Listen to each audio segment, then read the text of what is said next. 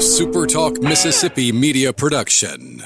This is Jack Hoffman. For nearly 31 years, Tico's Steakhouse has been a staple for fine dining in Jackson, Mississippi. I would like to invite you to come experience our family tradition of our hospitality, sizzling steaks, and healthy poured beverages. Call today or stop in and experience Tico's in the second generation. With locations in Ridgeland on County Line Road and now on the Square in Oxford. This is Gerard Gibert, and thank you for listening to MidDays here on SuperTalk Mississippi.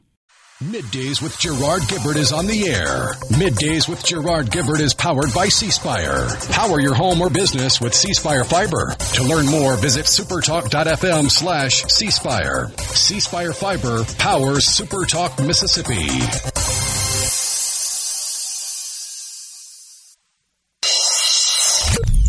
Get ready to go beyond the headlines and join a meaningful conversation with people from around the state.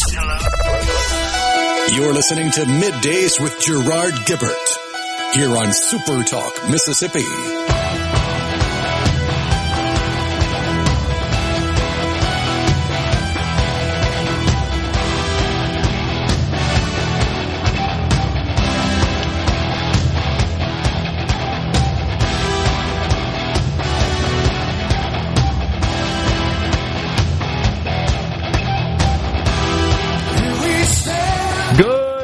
Everyone, and welcome to MidDays, SuperTalk Mississippi. I'm your host, Gerard Gibert, along with Rhino in the Element Wealth Studio, guiding you through the middle of your day with facts, fodder, and fine music on this Friday, y'all.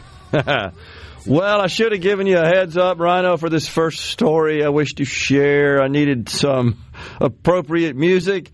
Can you find Born Free, please?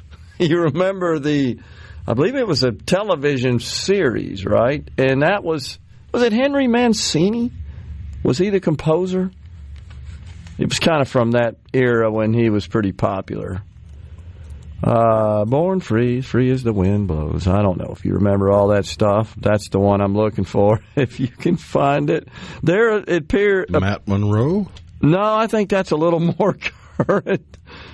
I don't know. Maybe we can find it.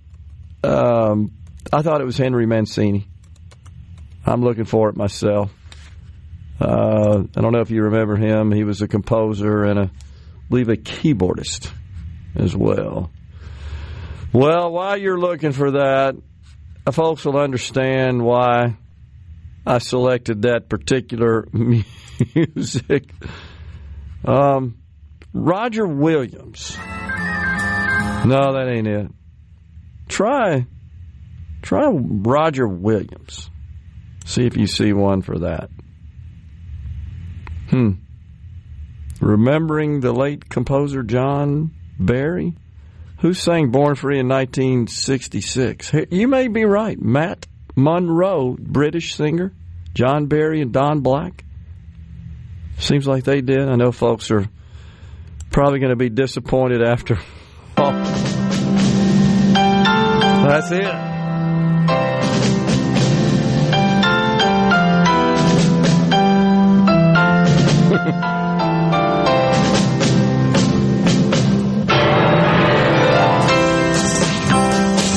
There you go. I swear I think there was a television series. And it was about, back then, this movement to save the wildlife. Born Free, that's really kind of what it was referring to. That's back when there was a bunch of poaching going on. Elephants in particular for their ivory, and lions and tigers, and the big type game, wild animals were being poached for profit. Googlebox says it was a British drama film in 1966. Okay. But I think that there was a follow-on television series, if I'm not mistaken. I could be wrong. Maybe it wasn't called that, but it was sort of modeled after that. You know how movies often would kind of morph into television series. Yeah, there was a follow-up documentary called The Lions Are Free. Okay. And then a 13-episode TV series on NBC titled Born Free. That's what I remember. Okay. Didn't last very long, 13. But as a kid, I kind of liked watching it. I was always fascinated seeing the big animals out there on the on the Serengeti, I believe, is where it was the setting. Okay, here's where we're going. Oh, my gosh. More craziness from the world of higher education. Feminist scholars say science is too hetero and fetocentric. I've got no idea what fetocentric means. I'll just tell you that. This was at an online event just yesterday at Cornell University. So here's what they're studying. Whether or not elephants can be queer. Very important, my friend. We got to know the answer to that. And so it just made me think of that music. Your facial expression indicates one of, I believe it's fetocentric. Oh, pardon me. What the heck does that mean? Revolving around the fetus. Okay. I got you. Said in her research, Cornell professor, I'm not kidding you, this is what the name is according to this piece, Cat, C-A-T, Bohannon, and philosophy professor Kate Mann. Oh, you just know she hates her last name. Oh, no doubt. And I may be mispronouncing it. It's M-A-N-N-E. It could be Mane. I can almost guarantee she's got a different pronunciation. Well, it turns out the former Kat Bohannon is the author of the best-selling book, Eve, How the Female Body Drove 200 Million Years of Evolution. That's a best-selling book.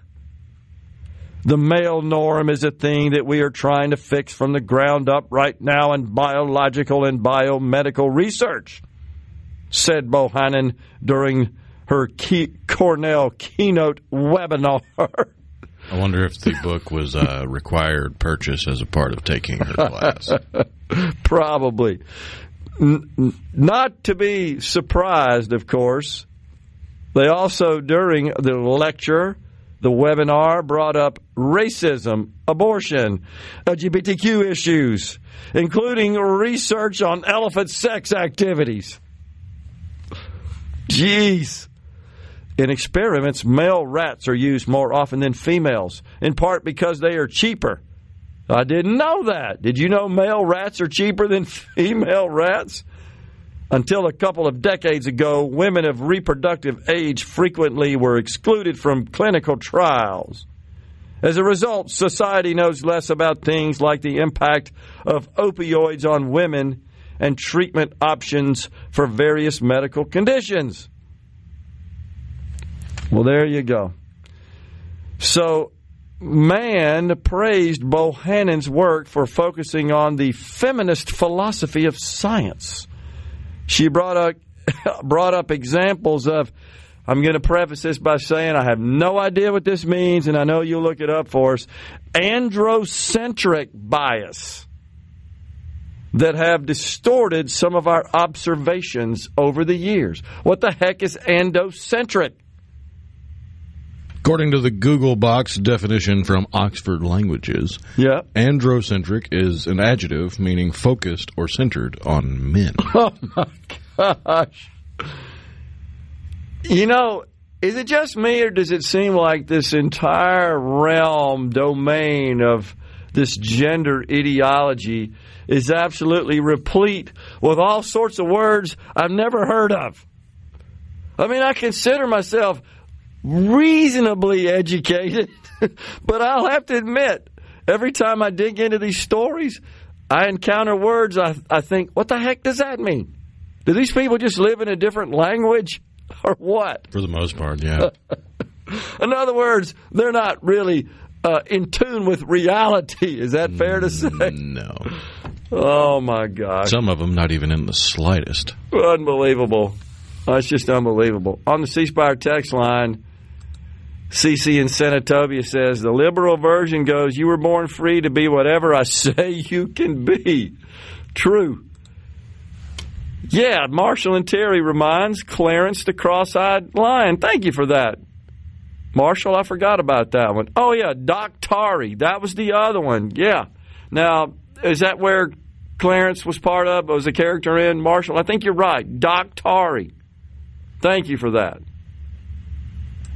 Best-selling when compared to Hillary's book, says Dan in Hattiesburg. Deborah and Carth sent us a link. Born Free, 1966. Yep. I think that's what Rhino found as well. Appreciate that, Deborah. Emma from Eggville. Now they're mad because female rats weren't experimented on as often as males. Surely, Emma, you understand there ain't no pleasing this crowd whatsoever. If it had been the other way around, it would have been, how dare you use women? Women carry too much of the load. That's so true. Well, man, I'm sorry if that just bored the heck out of you, but I'm always fascinated with this sort of stuff. I'm just sort of blown away, honestly, every time I see these kinds of things and just wonder, what in the heck are they thinking, man? Well, we're going to step aside for a break after segment 1 of Middays. We're coming right back with Jeremy Nelson, a partner at Element Wealth. Get his thoughts on the topsy-turvy markets at 11:20. It's Kelly Bennett, Multimedia Journalist, SuperTalk Mississippi News.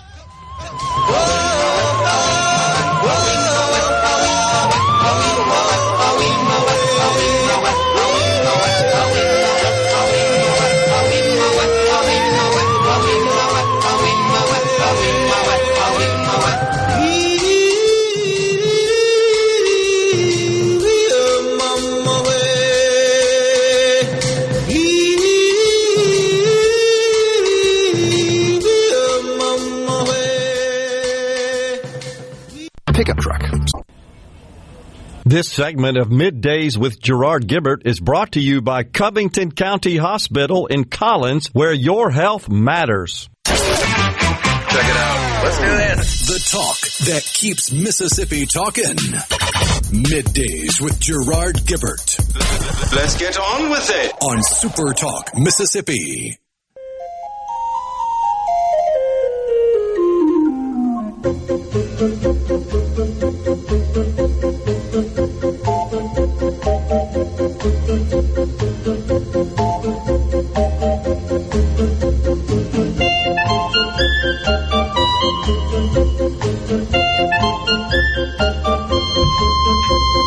Okay, Rhino, tell the audience that I was close, but tell them about this song. Yeah, this is Mancini. This is Baby Elephant Walk. Okay, I was in the neighborhood. I knew Mancini had something to do. Born Free, Mancini, Elephant Walk.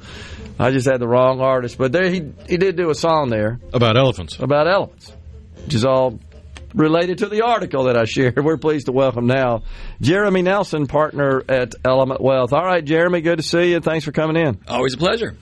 So I'm just sitting here watching the markets in the studio. I know that's what you do for a living every day. There's been a bit of a sell-off in the last week, to say the least. Yeah, I think that this is – it's kind of in line with what we talked about at our economic forecast was that, look, if you're going to make an omelet, you got to crack some eggs. And I think that markets they're expensive, right? And I think what you're seeing right now is some of that premium that's built into stocks getting sucked out. People are getting a little bit more conservative. But overall, I think markets have held up pretty well. We've seen, tech stocks get hit harder. They're in correction territory with the NASDAQ. But overall, the S&P 500 hasn't, we're not in correction territory there. And I think you're seeing a little bit more of a rotation out of some of the high-priced tech into, some more value names that are out there right now. How do you figure it out? Because and this is what I mean by that, there's mixed messages somewhat. There's mixed messages certainly with respect to timing, with respect to what the president's done via executive order and the prospect of perhaps that getting struck down by courts and then, of course, the cooperation of the Congress to codify his agenda. Yeah, I think, what we've seen over Trump's first term, over Biden's term, was a lot of executive orders. And then the thing about executive orders is they just get unwound. Yeah. And we're really trying to create permanent stability in reducing the deficit, shrinking the size of the government. And some of this is going to have to be ratified by going through Congress so that we can be on a sustainable foot for the long term, so that we don't get 3 years down the road and everything just gets turned over. Right. All right. So we got the GDP that we're paying attention to somewhat, and the Atlanta Fed is predicting negative growth, a contraction this quarter. Yeah, so originally they came out with a negative 2.8. It was revised this week to negative 2.4. That GDP now forecast tends to be a little bit extreme. So it's extreme on the up and extreme on the down. So I don't really believe that the economy is going to contract 2.4% in the first quarter. But I will say that, we've been surprised over the past 2 years at how strong GDP growth was, but it was all on the back of this excessive government spending. So, at our forecast this year, one of the things we said was if we are retracting on that government spending, then we expect GDP to slow this year from the level that it had been in the past couple of years. So sure. I think it's consistent with our idea that if you're going to go in and take a hatchet to the federal government and all that spending is going to create more unemployment, it is going to slow down the economy a little bit. I think that the bigger concern is people start really rolling back because they're uncertain about tariffs and are we going into trade wars, and there's just a lot happening from a geopolitical perspective, and if that leads people to slow down on their consumption, then it could lead to a recession. And I'm not sure if they're an outlier among the regional feds, but I think at least one other is predicting an increase, a growth. Yeah, some growth in GDP, right? Yeah, so that's like I said. I think we're going to have slower growth, but still growth right now. So I don't really pay too much attention to that GDP now forecast because again, we were seeing last year where it was coming out and saying it was going to be 4%, and it wasn't. I mean, they're always high and they're always low.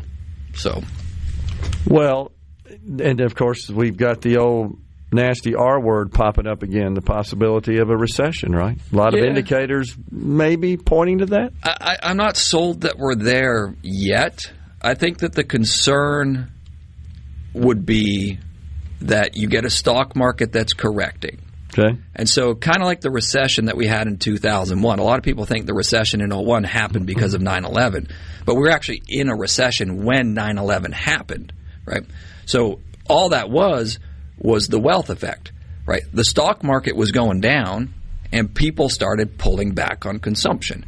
The risk would be here that the stock market starts going down, that premium that's built into it starts getting sucked out. People get concerned. Their 401ks are going down. Yeah. And then they slow down on consumption. But other than that, I mean, the economy's still on pretty good footing. I mean, unemployment is still very, very strong. We still have a structurally strong today, right? Yeah, and it was a little bit weaker than anticipated, but it was, everyone knew it was going to be a weak number. It was the New York Fed, by the way, that predicted we would have healthy growth. We got the Atlanta Fed. So this reminds me of what I share on the show all the time is economists have two hands, of course, because anytime you make a prediction, you always have to say, on the other hand, though. So. Yeah, like I said, because it's a forecast. I'm still in we're going to have growth. It's just going to be a little bit slower. But I think you're going to see market volatility. And if that market volatility gets too extreme, you could start to see an impact on consumption. Well, there's no doubt if folks are checking their retirement accounts, a lot of our audience, of course, they're still working. They're building up their accounts, and they're checking them, and they're getting nervous. What would you tell them? Well, number one, you got to remember where we came from. I mean, the last 2 years have been pretty good, and markets don't go up in a linear fashion. Right? You got to deal with it. This is why you diversify. But if you're getting closer to retirement, you really need to think about the mix of stocks, bonds, alternatives, things in your portfolio. You shouldn't really be solely reliant on what the stock market does for your retirement. Mm-hmm. Yeah, and I think that's good advice. But nonetheless, people get antsy, especially those that are getting close to retire, right? Yeah, but you can't panic, right? I mean, that's the thing is that if you go back throughout time, I mean, we had the dot-com bubble crash. We had the Great Recession. We had COVID. We had 2022, right?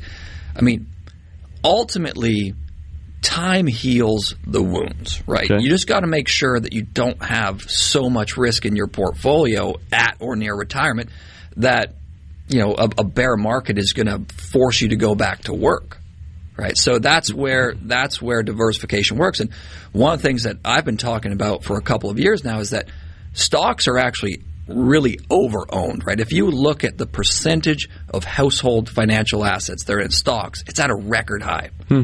Whereas bonds are actually well below the long-term average.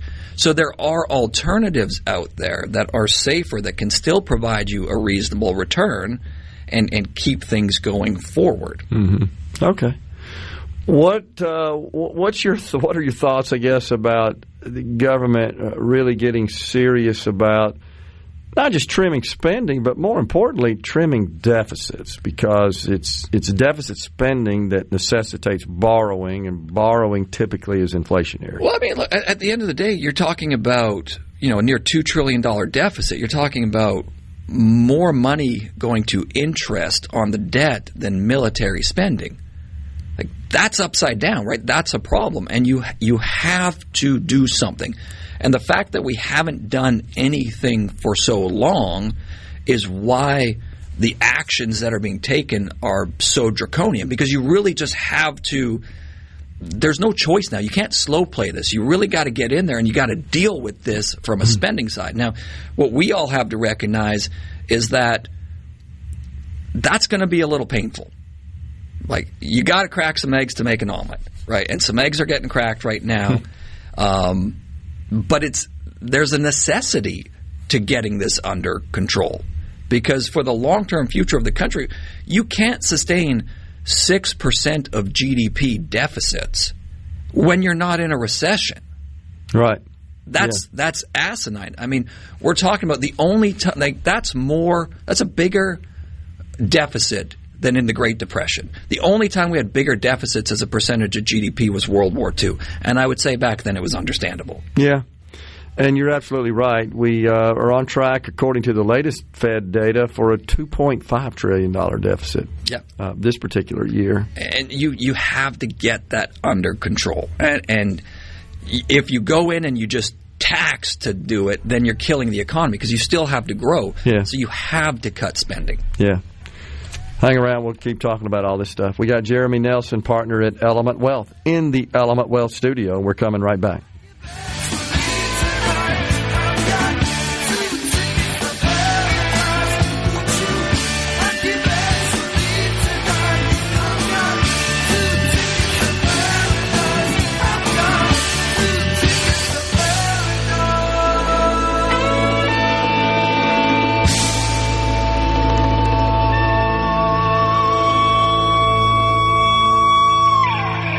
From the Seabird. Get it now. Gibert. Welcome to our shop on SuperTalk Mississippi.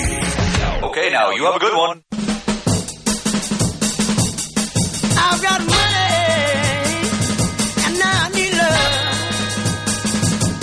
I've got money, and now I need love. When I get my loving, I'll be the happy one.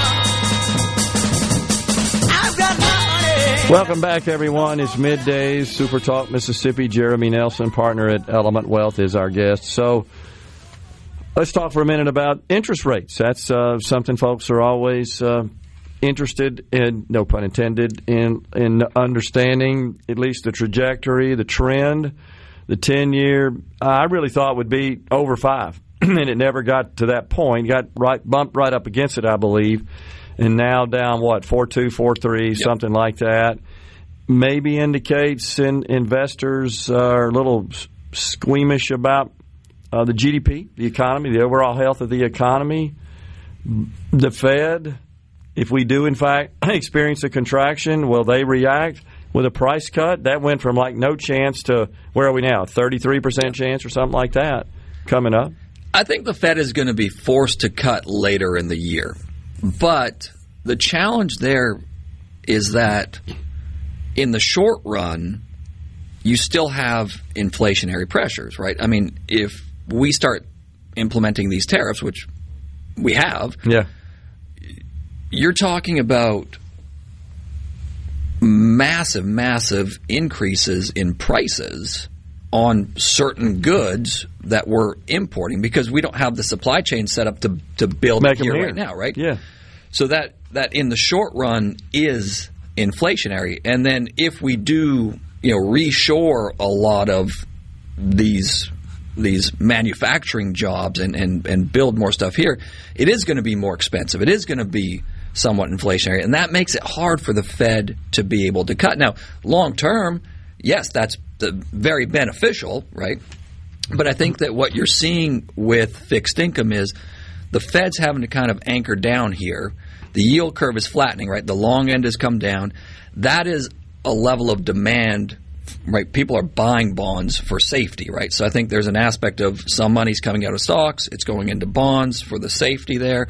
And I think that the longer-term inflation expectations are coming down a little bit because there is that concern of more of a deflationary, recessionary period that's starting to get priced in a little bit on the long end of the curve. Yeah. Well, that makes sense. In the meantime, you wonder to what extent major purchases are just kind of being paused because of this, with the expectation that we may see some lower rates later on in the year. Well, I mean, the housing market is just kind of dead right now, right? And people are hoping and waiting that interest rates are going to come down. I think that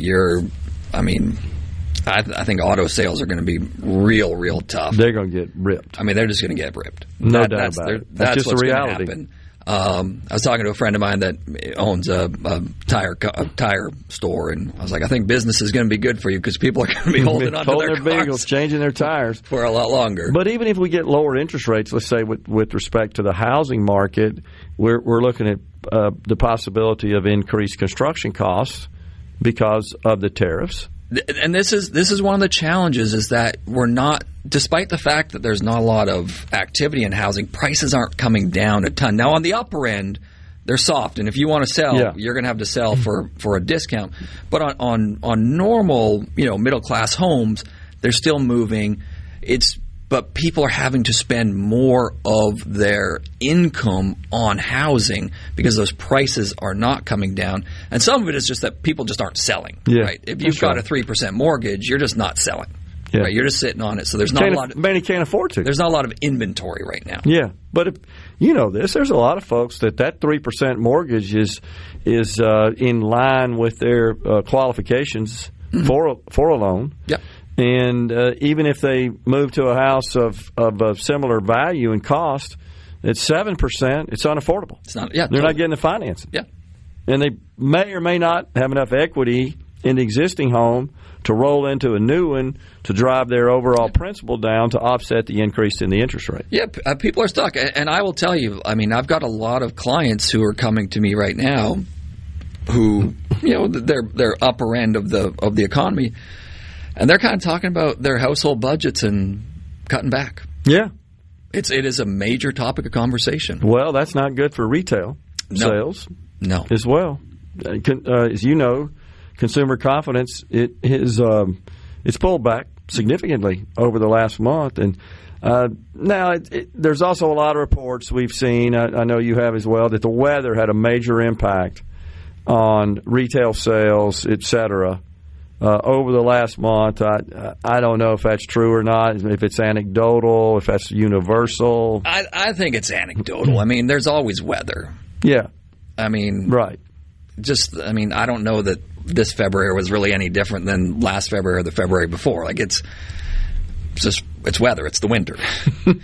Tax cuts. It's something we talk about on this program all the time, how critical we believe it is that at a minimum, the existing tax environment, which really isn't even cutting taxes, it's just keeping everything the same. But the way the CBO scores it, it's as a tax cut because it's scheduled to expire, so you start that cycle all over again, the analysis. How much do you think, Jeremy, that the market is kind of taking a wait-and-see approach on that? Little nervous. The Senate comes out with a bill, doesn't have any mention of tax cuts in it. The House is still devising its plan. Yeah, I think the market is, again, holding up pretty well there and in kind of this wait-and-see mode. My take is my expectations and what I believe the market expects is that whatever we end up getting is going to look a lot like exactly how it is today. Yeah. I don't know that there's room. So if we think about these cuts, right, so the Doge, okay, my estimation is that they could cut out about 25% of the deficit, not 25% of government spending, 25% of the deficit, which still leaves us with a significant deficit. That's right. And so further tax cuts from this point become really, really difficult to put through. And that's why you're seeing the House and the Senate really struggling with this, and there hasn't been a ton of movement, whereas, you know, everyone kind of expected they'd get something done really quick. It's not happening because there's still this deficit, right? And if you cut taxes much more, then it's going to keep that deficit. So I think that the fiscal conservatives are saying, hey, where we are today from a tax policy is pretty good. We need to hold here. Going further is going to be very difficult because of the deficit issue.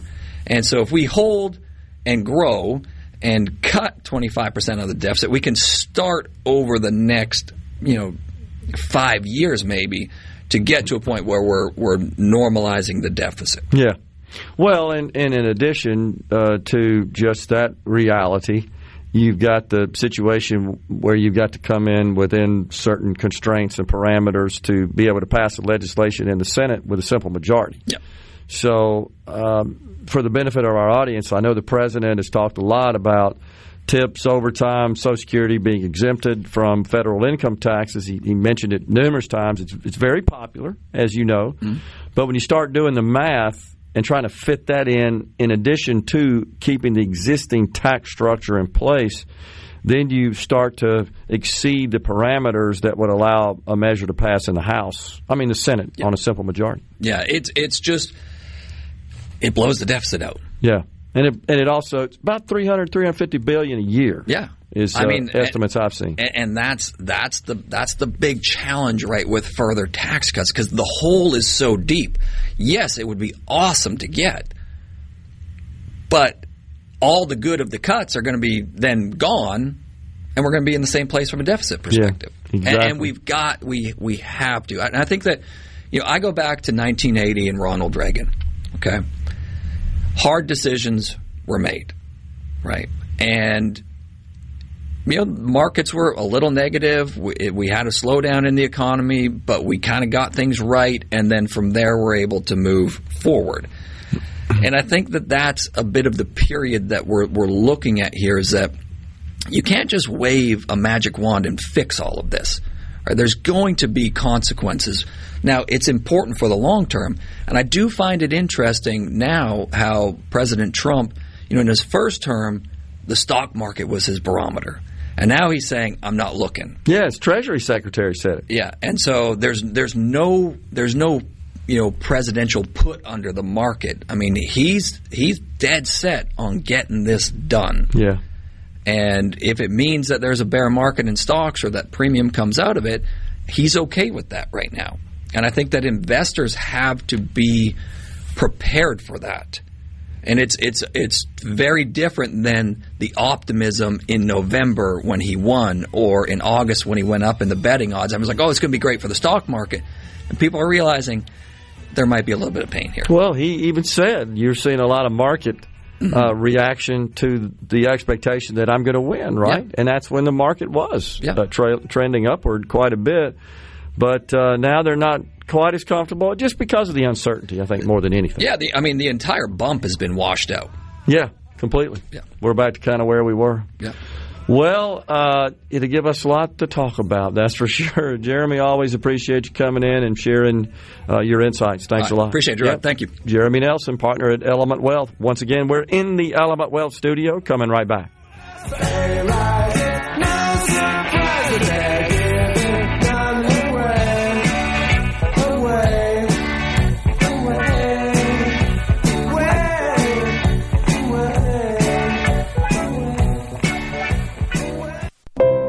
Covering the stories that matter most to Mississippians. Gerard Gibert. Middays with Gerard. SuperTalk Mississippi.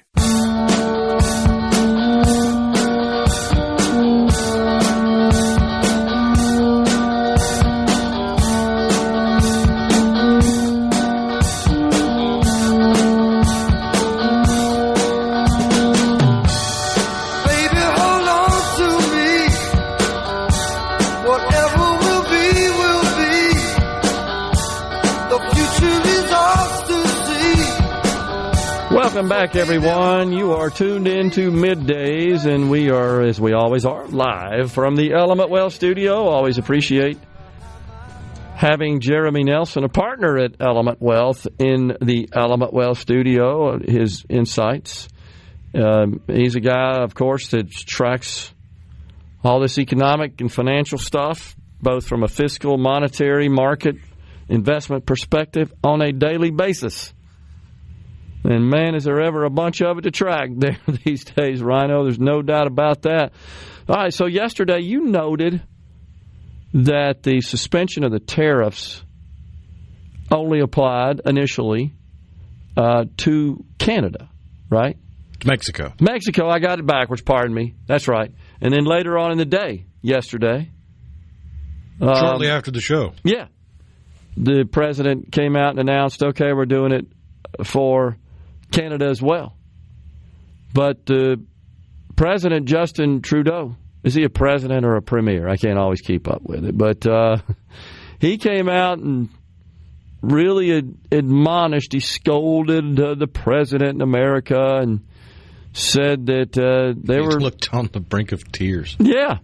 It would retaliate and all that sort of stuff. There's crazy things going on. He also said that he's not stepping down this coming Sunday. Yeah. He's going to stay in power to fight this trade war. And you do wonder. I mean, you do. Is he sort of engaging in it for the purpose of prolonging his tenure? It's hard to say. And the reason, of course, it is because they're just politicians. And like I've said so many times, addicted to the drug of politics, even in Canada. So right now we've got a pause. However, the president has made it clear, come April 2nd, I believe, is the day, reciprocal tariffs will be levied. Any tariffs imposed on American-made goods as they are imported into foreign countries will also incur a tariff on their goods as they are imported into this country at the same rate. And I think that's a great negotiating tool for sure. It's really hard to see how that's all that controversial to have a equal playing field. I completely agree. Now, but we must appreciate, as the president has kind of warned us the other night, this is going to cause, I'm using his word, a disturbance. And that's what we just got through talking about on the show. Expect the price of stuff to go up. Some stuff. Some stuff, yeah. Automobiles in particular, produce, another one. Oil's kind of iffy because except for Canada, I don't think the tariffs apply elsewhere. And then you've got just an incredibly volatile global market. OPEC has recently announced they're stepping up production, which is a bit unusual. And that's driving the price down. I think that's because they are looking in the old bottom of the old wishing glass there, and they're seeing, you know what? People may not buy as much of this oil at this price point. And they're trying to drive the price down. That's just the demand and supply of oil. They also see possible competition from American oil producers, with the president now in the White House immediately rescinding many of Joe Biden's executive orders that were all designed to make it difficult, if not impossible, and certainly more expensive to produce oil, because they just worship renewable energy. It's climate change, like we said so many times, race and radical gender ideology. It's not even really that they worship green energy. The vast majority of them have no real discernible comprehension of green energy. They just like the feeling that it gives them when they can claim to be virtuous by championing green energy. I think you're right. Case in point, natural gas. There's a reason all the dump trucks run on natural gas, because all the greenies pushed it as being green until it wasn't. So, Robert Reich, our old friend, Oh, man, has he ever got a lot to talk about these days? We're running out of time in this hour, but I'll just give you a hint. We'll pick it up on the other side of Fox News and SuperTalk News. He's just going irate, unhinged about Social Security and, in fact, the way the taxation of Social Security is structured. He takes shots at Elon Musk vis-a-vis Social Security. And, of course, CEOs, because of course, Rhino, the CEOs are the cause of everything bad that's ever happened in America, if not the world. But I know you're shocked at this. His math is deeply flawed. No. We're taking a break. No way. Fox News, SuperTalk News. Stay with us.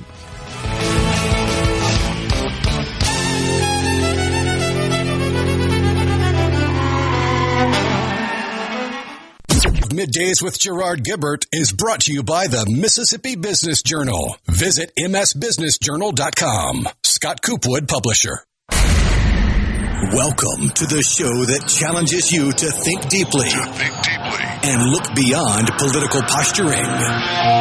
You're listening to Middays with Gerard Gibert here on SuperTalk Mississippi.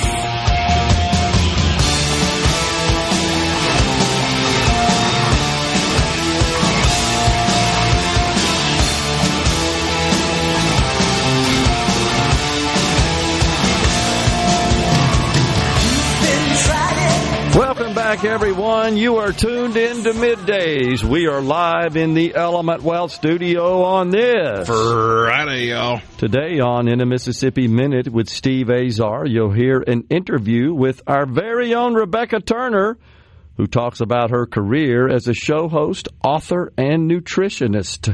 In a Mississippi Minute with Steve Azar is presented by Superior Catfish. Remember, there's catfish, then there is Superior Catfish. It's U.S. farm-raised catfish with homegrown flavor. Ask for it by name at your favorite store or restaurant. Go to superiorcatfish.com for more info. Rhino, yesterday, I believe when we got off the air, you shared with me a rather cringe-worthy video before I get back on to talking about Robert Rush. Please describe for the audience that video, which has now gone viral and made national news. But you were on it. Yeah, I was having to think. I was like, wait a second, which cringy video? Because there have been so many recently. But yes, it was the Choose Your Fighter with the, I believe it was the Smash Bros. Song in the background, and they had all of the young female congresswomen from the Democrat Party taking their fighting game pose with a little short bio at the bottom of the screen, and it was, embarrassing. Man, that was something. Do they honestly think that is benefiting them politically? They can't possibly. Well, if the people on the CNN show with Scott Jennings are to be believed, they sincerely believe it. Yeah, because he tries to counsel them, I would say, a little bit. Hey, guys, put the crack pipe down, right? I mean, I'm exaggerating a bit. I think, paraphrasing, he basically said, I'm not in the habit of giving your side, your team suggestions, but that was the dumbest thing I've ever seen. Now we got the governor of the Golden State of California, Gavin Newsom. Wow. He does a podcast with conservative podcaster, author, speaker Charlie Kirk. Is this the same guy that's been running California? Because now you've heard him say that, I kind of think it's unfair for dudes in dresses to compete in female sports. Now, remember, this guy can't escape his track record. This is the guy that signed legislation that exists as law in California today that does not require a teacher to inform the parents of a student if they start expressing the desire to transition their gender or be referred to by pronouns or names that aren't on their birth certificate or don't correspond with the biological gender on their birth certificate. This guy signed the legislation. You remember we talked about it on the show a couple of years ago, thinking about how insane this was. That the schools themselves were like sanctuaries for kids that are being dropped off by their parents and picked up afterwards every day. Oh, yeah, I don't have to tell the parent there if they come in and start saying that they're E.T. or something. I don't have to let them know. You might want to check your kid out here. Right? Or wanting to go to the bathroom that's not designated for their biological gender. This guy signed that legislation into law? Is he like had an epiphany since then, or what's the deal? Is it maybe because the president invited the young lady, whom I think every time you and I discuss this issue, it's so pointed because it's caught on video, the spiking of the volleyball by a student address who clearly was right onto her head, which caused her to have severe problems that I think still linger with her today. And they think that's fair. But some of them think it's funny. That's even more disgraceful and disgusting. This, of course, the party who maintains they are the champion of equity and women's rights. You talk about it all the time. Where the hell are the feminists? They ain't nowhere to be found. This poor young girl, she suffers the consequences of their radical ideology, physically in this case. But I wouldn't give Gavin Newsom the benefit of the doubt to say that he's changed his mind. I would simply say that this is evidence he is planning on making a run the next go-around, and he realizes the only chance the Democrats have is to leave some of the loony leftists in the dust, lose that tiny handful of votes you've carved out from their niche little pocket of politicos, and come back to the middle. No doubt. Because you can't win with just your extremes. No doubt about it. But I could halfway, maybe, get on board with his genuine position here if he would start by saying, I got that wrong. I see now that was the wrong thing to do. Well, that's never going to happen. Right, because politicians don't do that. The last time he admitted being wrong was when he admitted to sleeping with the wife of his campaign manager. Right. True story. I wonder how many know he was at one time married to Kimberly Guilfoyle. What's she, like the ambassador to Greece or something like that, I think? I'm not sure if she and Don Jr., they haven't married yet, right? I don't even know if they're still together. Oh, maybe they're not a thing anymore. They came to Mississippi during the last campaign. I remember it. Up at my late, great, good friend Johnny Morgan's good old boys and gals. Yeah, they're not together anymore. Okay, they're not a thing. She was actually married to him when he was the mayor of San Francisco. She was the first lady of San Francisco. I believe I got that right. Check me out on that. I think that's right, huh? Yeah. Also was, if I'm not mistaken, a Victoria's Secret model, Kimberly Guilfoyle. Oh, well. So I haven't heard any mea culpa from Gavin Newsom. That's my point. You still signed into law this outrageous legislation that's still in place. Meanwhile, here in the great state of Mississippi, we should report disappointment over House Bill 1081, which died in committee on March the 4th. This was a bill authored by Representative Kimberly Remack in this session, and it basically just declares that parents have a right to raise their kids as they see fit, short of engaging in any sort of physical or mental abuse, or and that, of course, can be subjective, but you know what we're going here. We're a nation of laws, and just because they're your child, they're not your property. They are entitled to protections as well from any sort of physical, mental harm or inappropriate or improper treatment. But it just basically says, the government does not possess any lawful right to dictate your child's education or upbringing or health care, etc. It's sad to me that we need such laws, but I think we do, given that the left in this country has been telling us for a while, oh, no, your children are they're part of the community, and it takes a community to raise them and all this garbage.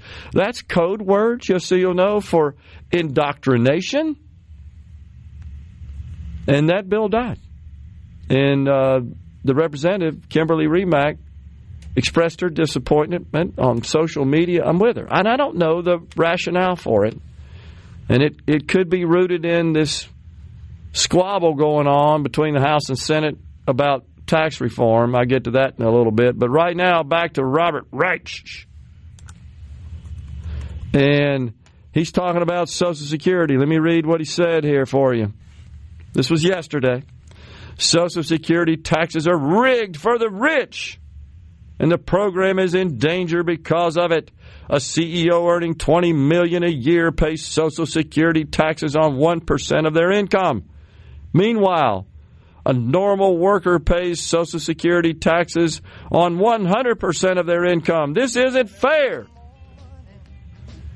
So let's do the math here, Rhino. The Social Security, I believe, is 12.4% when you consider the employer and employee side of the equation. Let's just use the employee side. So if you earn $20 million a year and you're paying 6.2%, that's $1.2 million and change a year. A year. That's $100,000 a month to Social Security. But here's the deal. When you retire, even if you're a CEO making $20 million and you retire and you go on Social Security, you start drawing Social Security benefits, your maximum is like $4,000 a month. You pay $100,000 a year, and $1 million a year, and the most you can get is $48,000. But that's fair? Coming right back.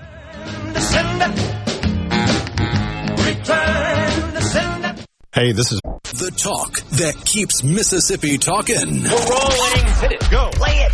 Middays with Gerard Gibert on SuperTalk Mississippi.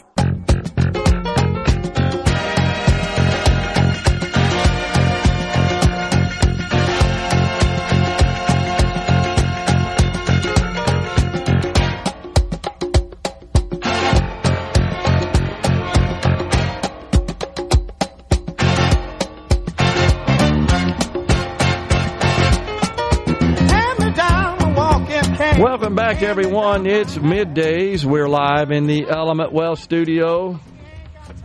That's Detroit Spinners. That's it. Yeah. Awesome. Appreciate that, Rhino. All right. We welcome now Kelly Bennett, Multimedia Journalist, SuperTalk Mississippi News.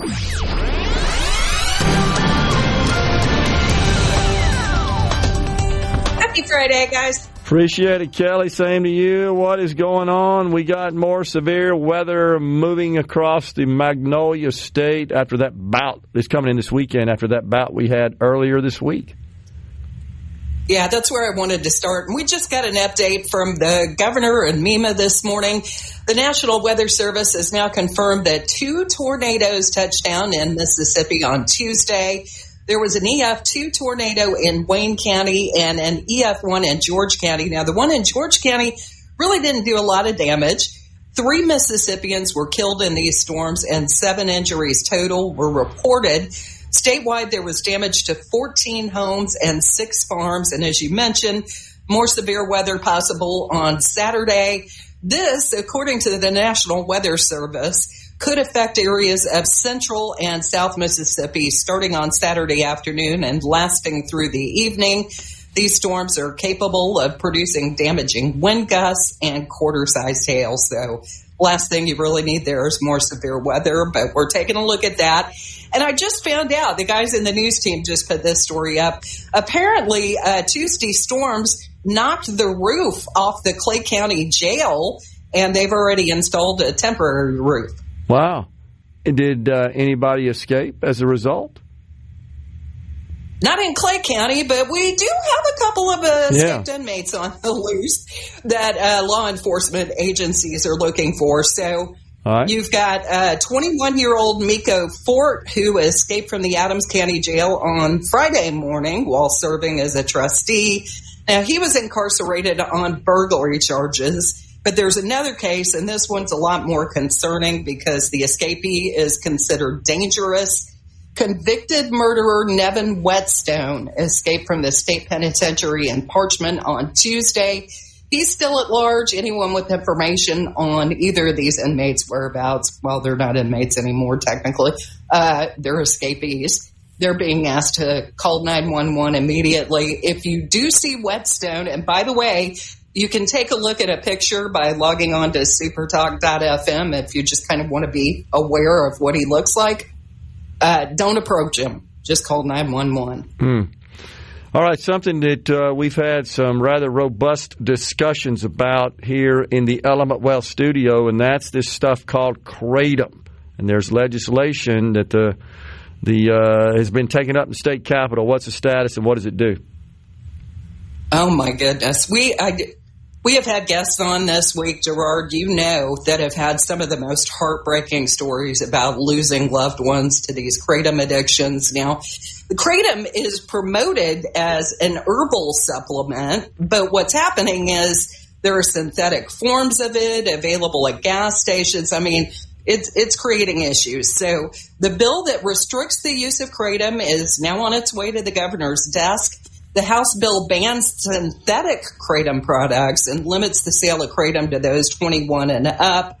Angie Fletcher, one of those people we were talking about, she lost her brother, Matt Everett, to a kratom addiction. Matt, however, was once Citizen of the Year for Jones County, with the peak of his career falling during the aftermath of Hurricane Katrina.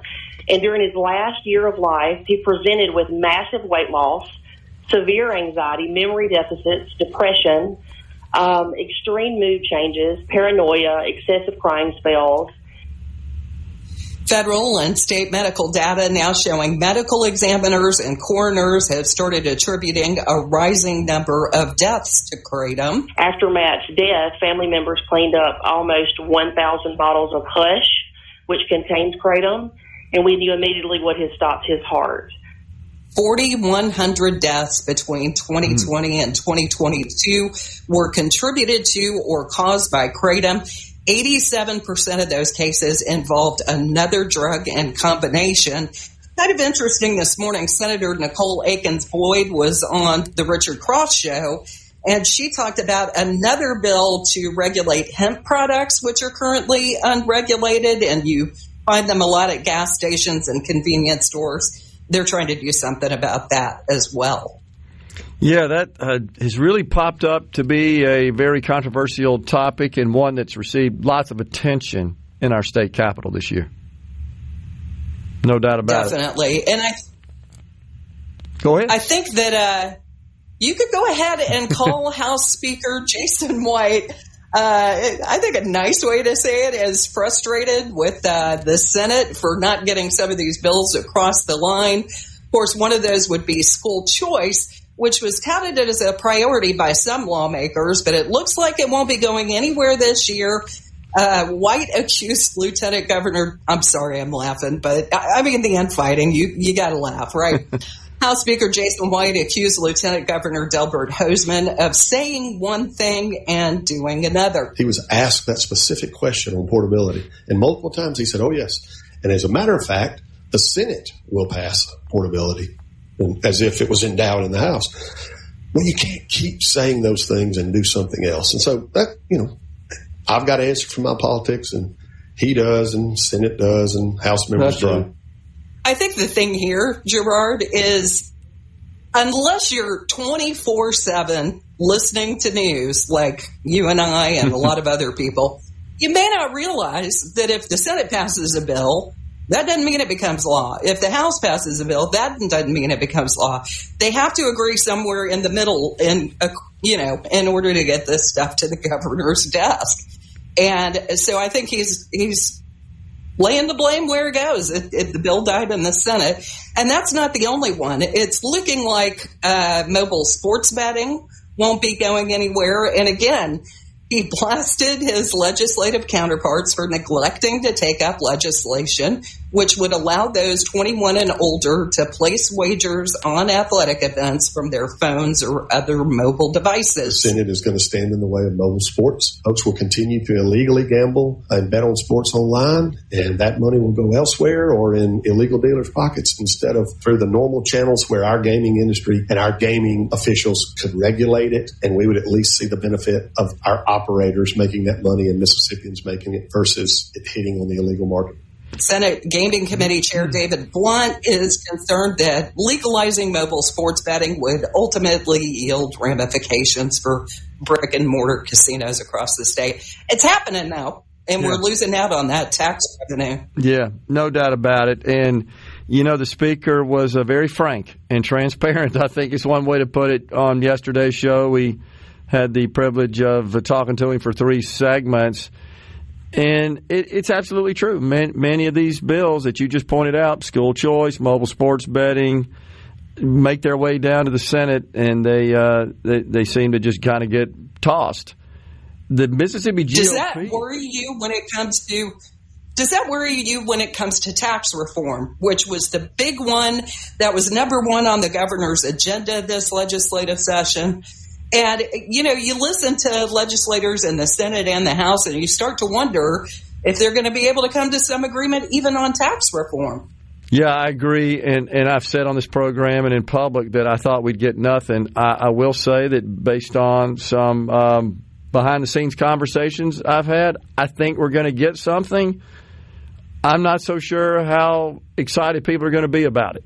Okay? I just kind of put it there, and I have some ideas of what that might look like, just thinking about the only way we could get a deal and what would be required to appease both sides, and it's on that basis that I feel like, okay, we may get a deal, and both sides, I'm talking about the Senate and the House, and I hate to even put it in that perspective that they're on 2 different sides, but given the contention that has existed legislatively, I think that's an accurate assessment that folks aren't going to be too terribly crazy about what we get.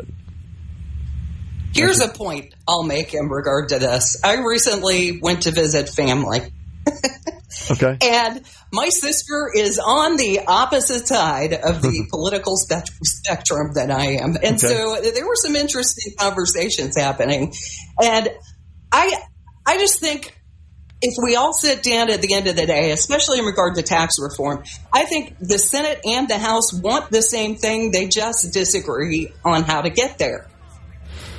Well, I think that's maybe pushing it a bit. The House's main goal is, of course, full elimination of the income tax, and the Senate's goal is to cut taxes but stop short of full elimination due to concerns about our future spending demands and our future expenses. Yeah, but the Senate has said just because we don't phase it out completely this year doesn't mean we can't take it up again next year. True. And that's true. That's absolutely true. I totally agree. Kelly, always good talking to you. Appreciate you coming on.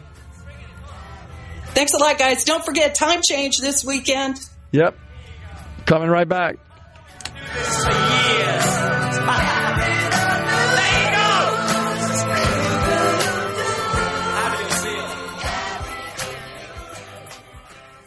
From the CB. Hey, is everybody ready? I'm ready. Ready here. Middays with Gerard Gibert on SuperTalk Mississippi.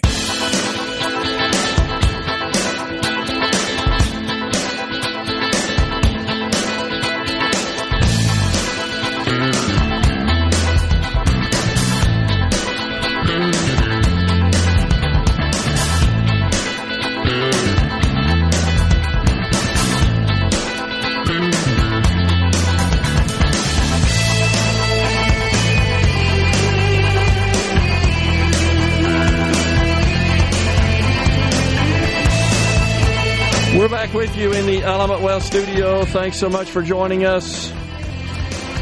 Okay, on the C Spire text line,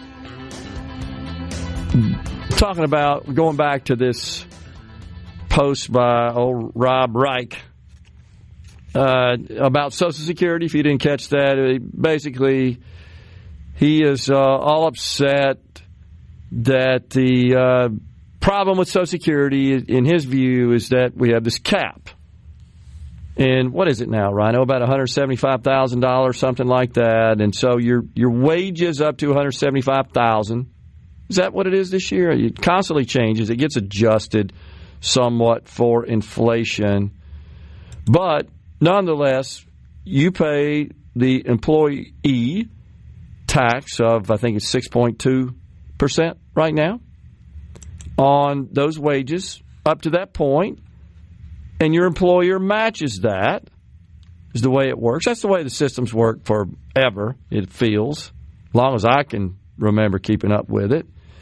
And then all income after that is not subject to Social Security, the tax. And it's actually the more liberal folks always refer to Social Security as a safety net program, which actually in its original design, that is how it was framed. It's if you happen to make it to age 65 and live to that point and older, this was 1935, keep in mind, here's a little safety net for you to keep you out of poverty. It used to be called social insurance. But there's a cap on it, and there's always been a cap, as long as I can remember, that once you hit a certain, during the year, a calendar year of wages, compensation, subject to the contribution, they cease. Presently, that's 6.2%.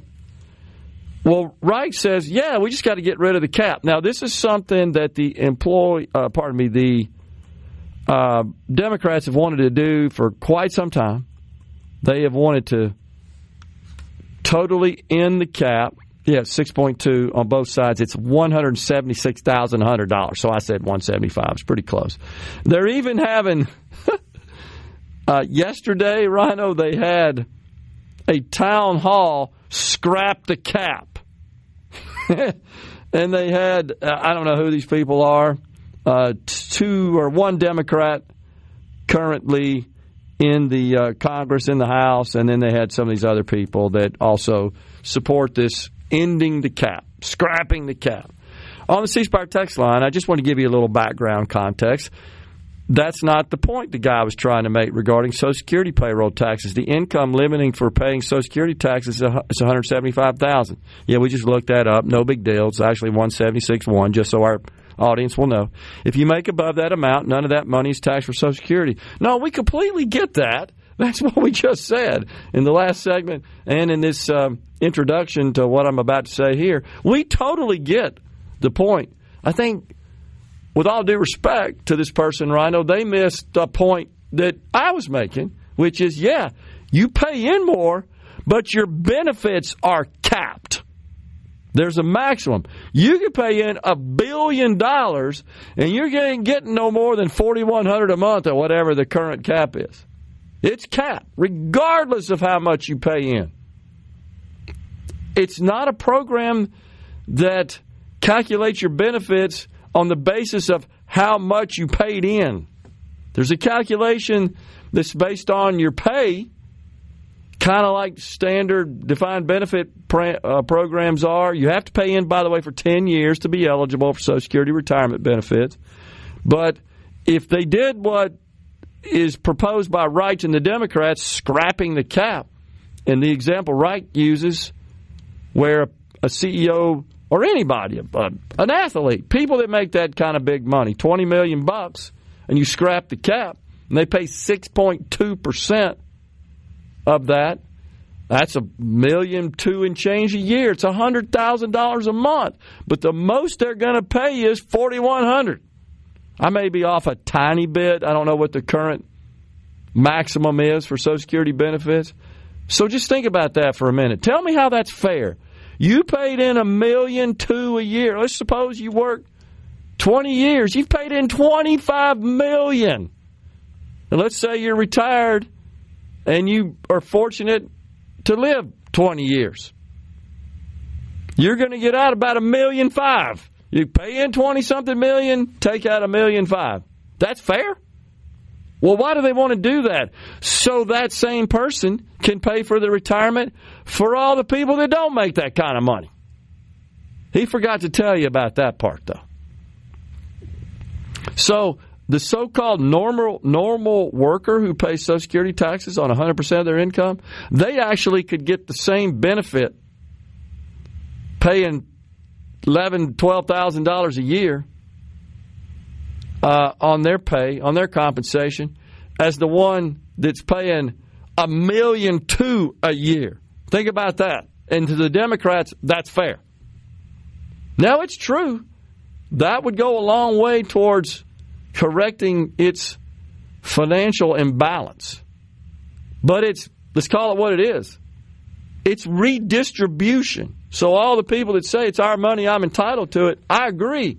But are you entitled to the contributions paid in by others?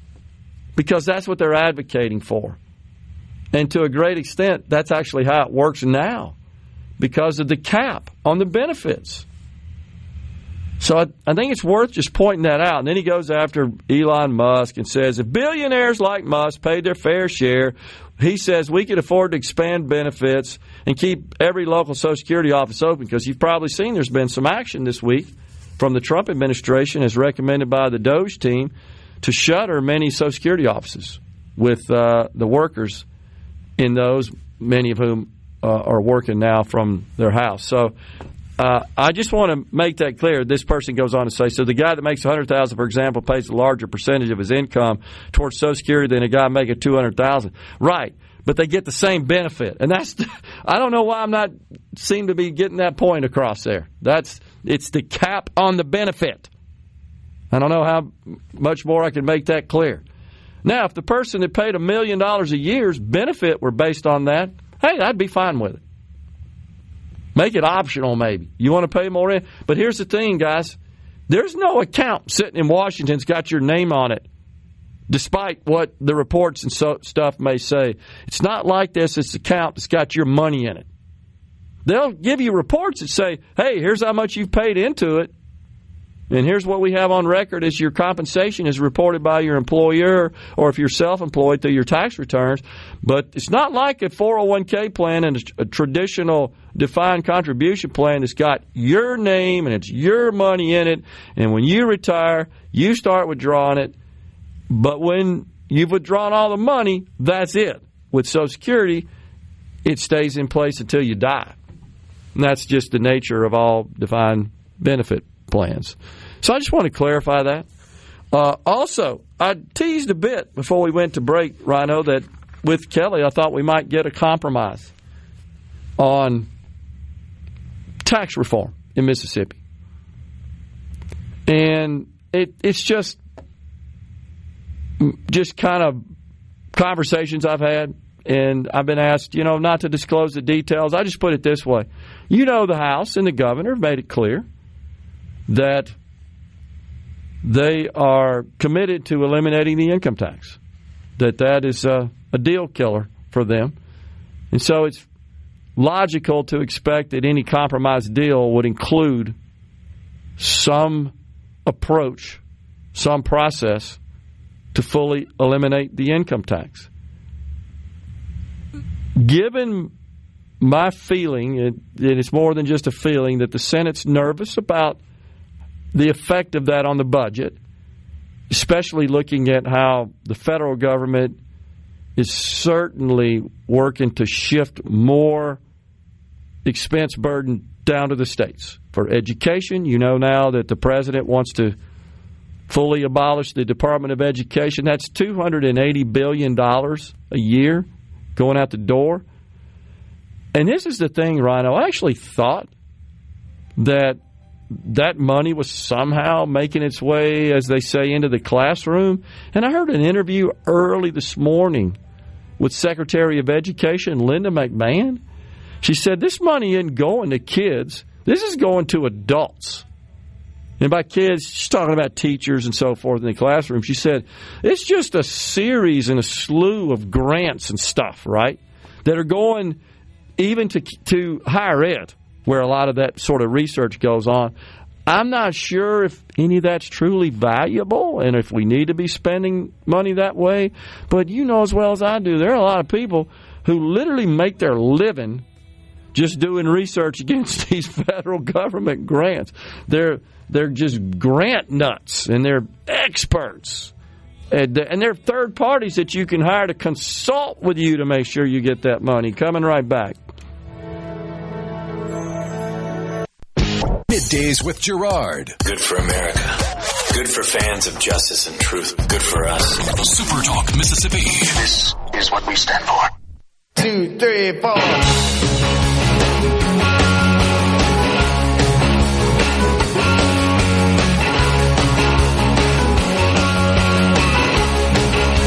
Back with you in the Element Well studio. Gary in the Berg is on the all-hit request line asking for some Friends of Distinction.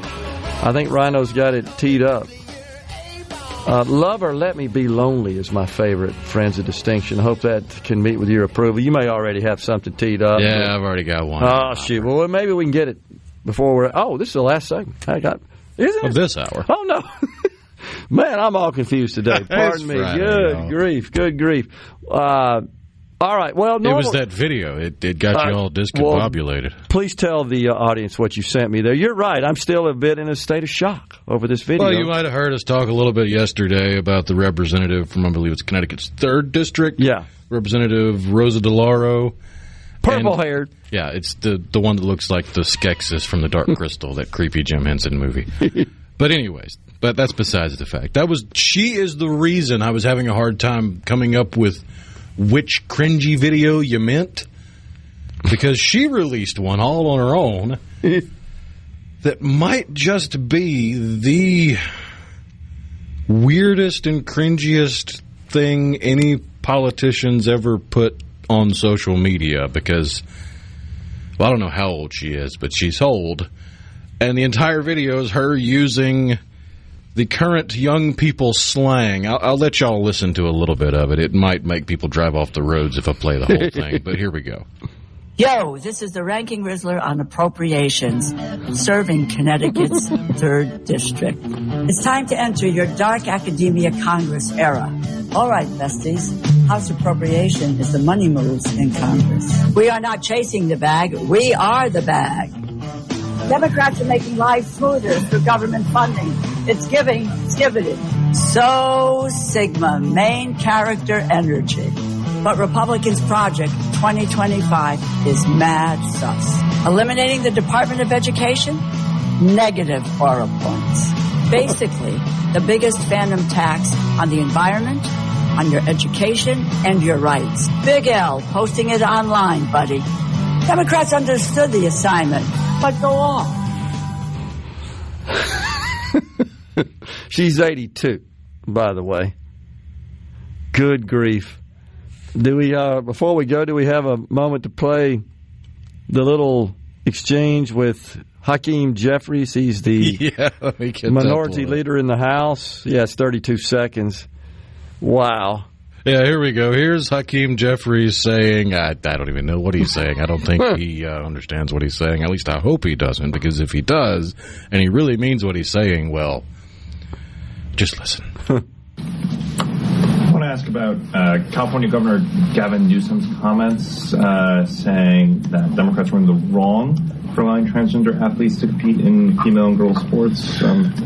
What is your response to that after Democrats had opposed the women and girls in sports? I haven't seen his comments. What Democrats opposed was unleashing sexual predators on girls throughout the United States of America. First of all, what in the wide world of sports is he saying? That didn't answer the question, which is not surprising that he evaded the question. Secondly, yes, you do. You absolutely support it. You absolutely support it. And you know how? Because you voted against the bill that would have prohibited dudes in dresses from competing in girls' sports. And that means they're in the locker rooms, in the bathrooms. And they're subject to being sexual predators. And now, if it's not enough, you've seen the story about the young lady we talked about earlier that suffered the severe concussion in the volleyball game. She's had an issue in her sorority, right? What's the deal there? She got kicked out. Is it because perhaps she objected? I think that's what it was. I know you're looking it up. But are they just tone deaf? Totally. Why are they so obsessed with this gender crap? Why? I don't get it. What do they receive in exchange for that? It's not political power, because 80% of the country says this is insane. Even your own party does. Back off this garbage. Yeah, they kicked her out as saying she was guilty of violating the sorority's anti-bullying policy and engaging in moral prejudicial conduct for questioning why a dude was allowed to spike a ball that gave her a concussion. And I got it. So it wasn't an invasion by a male into the sorority. She was just offering her opinion on how she felt it was inequitable, which any clear-thinking, clear-eyed person, common sense, logical, rational person could see that this 6'2" dude in a dress who just towered over the dang net and spiked that ball the way a guy with muscles could at that level. And you've also seen that one of them was playing basketball in some game earlier this week. They injured 3 of them, 3 females. To the point the team with all girls had to quit the game, forfeit. Unbelievable. And Democrats think this is fair? I thought they were the party of equity. They're the party of go along to get along because everybody's feelings matter more than reality. They're stupid is what they are. Yeah, they are. And they're intolerant is what they are. They profess to be all about tolerance. Man, I know. I get fired up because it's just insane this is happening in this great country. We're coming right back with a whole nother hour. Fox News, SuperTalk News are next.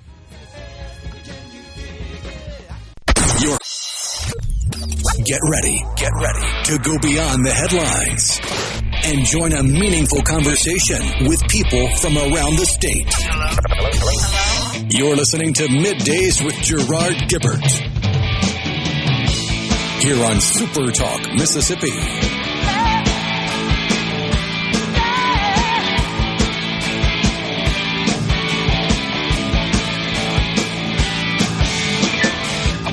Welcome back, everyone. It's hour 3 of Middays. We're live in the Element Well studio on this Friday, y'all. Well, the Dow and the NASDAQ, they've turned into positive territory. It's good news. The NASDAQ is right around the unchanged line. It's hopping back and forth across it, as Rhino likes to say, the old kangaroo hopping around. The Dow, however, has pared its losses. I feel like investors are getting a little bit more comfortable with the agenda, perhaps. The president was just speaking earlier, and he was talking about it. I'm sorry I didn't catch it, but certainly be able to cover it next week. We got a question. Jerry in Waynesboro, what is the latest news on the Mississippi Clean Hydrogen Hub? 2025 was supposed to be the year. Looks like another Ignite-fired power plant scam. Maybe we didn't invest in. Oh, you know anything about that, Rhino? I'm not familiar with that one. I want to say they ran into issues late last year with supply for the construction, but that's the last I heard about it. Yeah. Okay. Well, that's all I know about it as well. I'm still disturbed that we couldn't get a bill that just basically says parents ought to have full scope over the well-being of their children from an education, health care perspective. I don't get it. I don't know what's going on. I really don't. Trying to get to it. You heard the Speaker of the House on our program yesterday as he was somewhat bemoaning the fact that a lot of good legislation comes out of, he believes, his chamber and heads down the hall.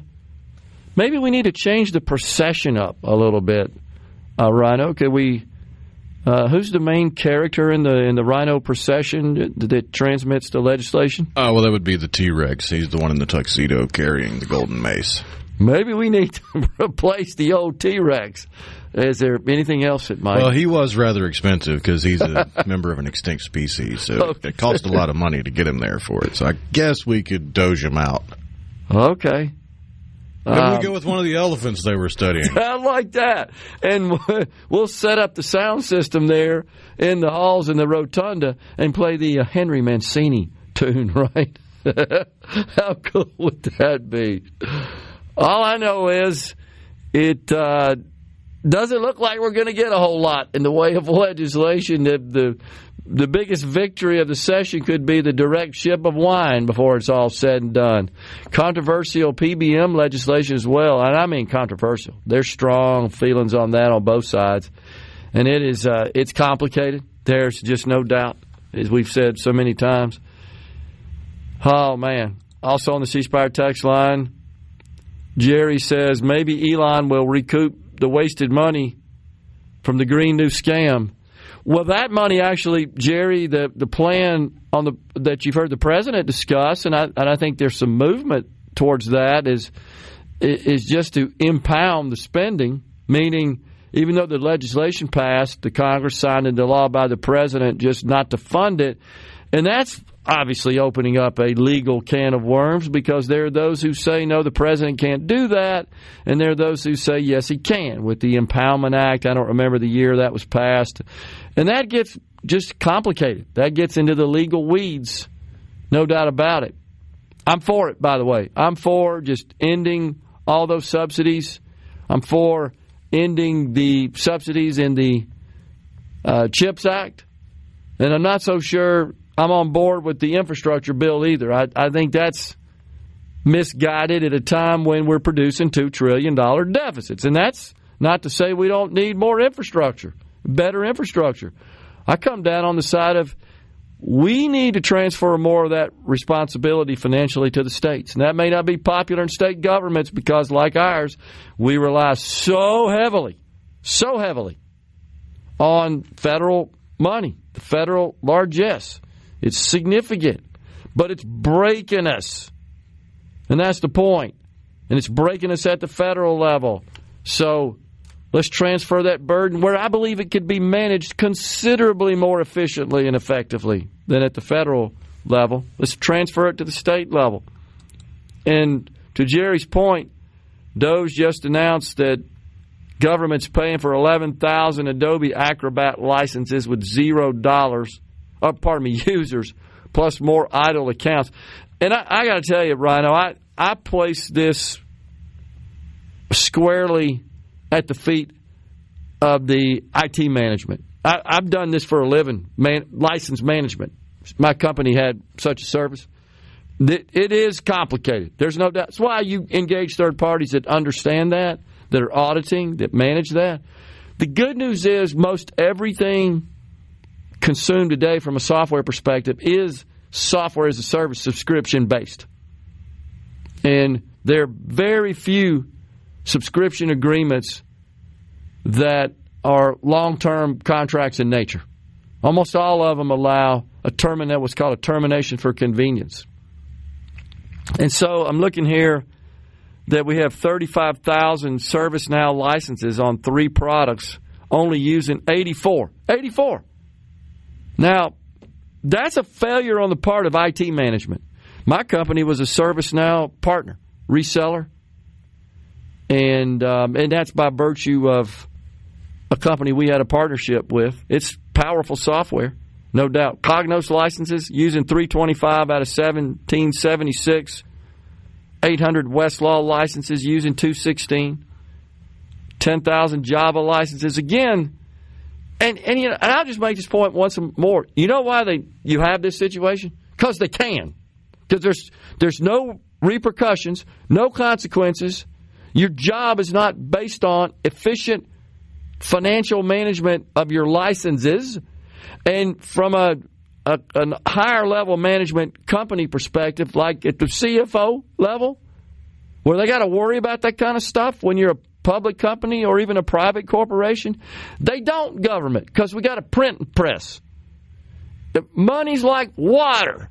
I call it the not my problem problem. That's exactly right. And it's laziness. Let's be honest with you. This is laziness. This incompetence is a direct result of people being lazy. And I want to be clear. Everybody that works for government isn't lazy. There are a lot of really good people that work for government. Unfortunately, through the years, that's become more the exception. But this is a failure on the part of those responsible for managing application software and even system software. But it's nutty to think, if this is true, that we have 35,000 ServiceNow licenses and we're using 84. In the IT world, by the way, you know what? They probably could get value if all 35,000 were in use. That's the silly thing about this. But the fact that only 84 are using it, that was a failure in the implementation and the rollout. But in our world, we call that adoption services. We've bought it. We know it's good. We've trained you. We've implemented it, but you ain't using it. And you've got to do some work to get people to adopt and use, and you've got to make policy that requires, because this is workflow software. You develop workflow policies, and in my company, for example, we use a product called ConnectWise, which was kind of similar to ServiceNow, except it's for people that provide the service to third parties as opposed to ServiceNow, which was more designed for internal administration. And you've got to have a policy, as we did. Everything's got to be in a ticket. It's got to be recorded. It's got to be documented. Everything associated with the task, the project, the issue, whatever it is, got to be documented, got to be in the tool.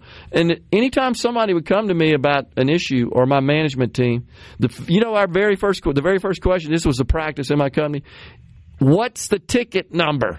If it ain't in there, we ain't even going to talk about it. And that's what's happening here. That's why we got 84 people using something that they bought for $35,000. It hasn't been adopted. It's just simple as that. I know I'm getting a little bit into the work weeds there, but well, I've got a silly example of the not my problem that has nothing to do with software. Okay. The Doge Twitter account tweeted out about 10 o'clock last night that the VA has canceled a $56,000 contract to water approximately 8 plants for 5 years. Okay. That charged about $1,400 a plant per year. And it's accompanied with a picture of a little table with 2 of the plants on either side of the table. And on the table, there's a laminated piece of paper with pictures of the plants that says, "Please do not water these plants. These plants are serviced by a plant contractor. Thank you. Building Management Division." Oh, my God. We're not going to balance the budget with $56,000, but it's just a perfect example of the government is a giant sieve for your tax dollars that they take out of every single paycheck you work hard to earn. Because it's possible. It's just not in the private sector. You go bankrupt. Coming right back.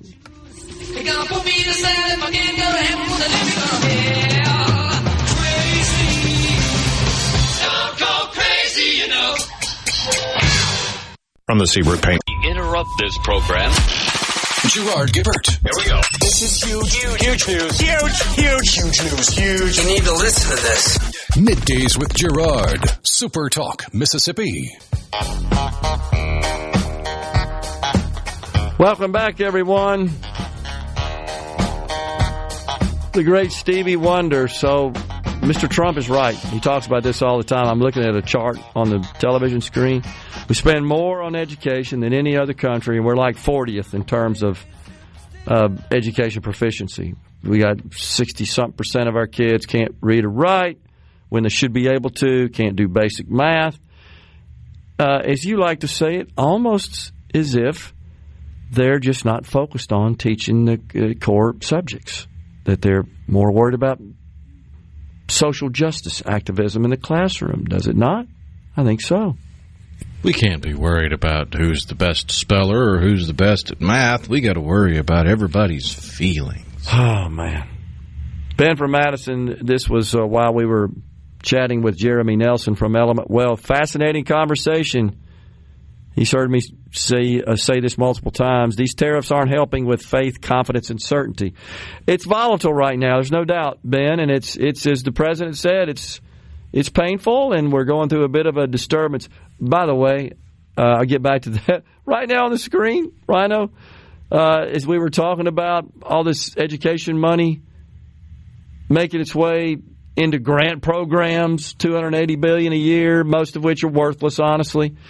Trump just canceled $400 million Columbia University grant. That, I believe, honestly, is in response to their violation of the First Amendment in this country.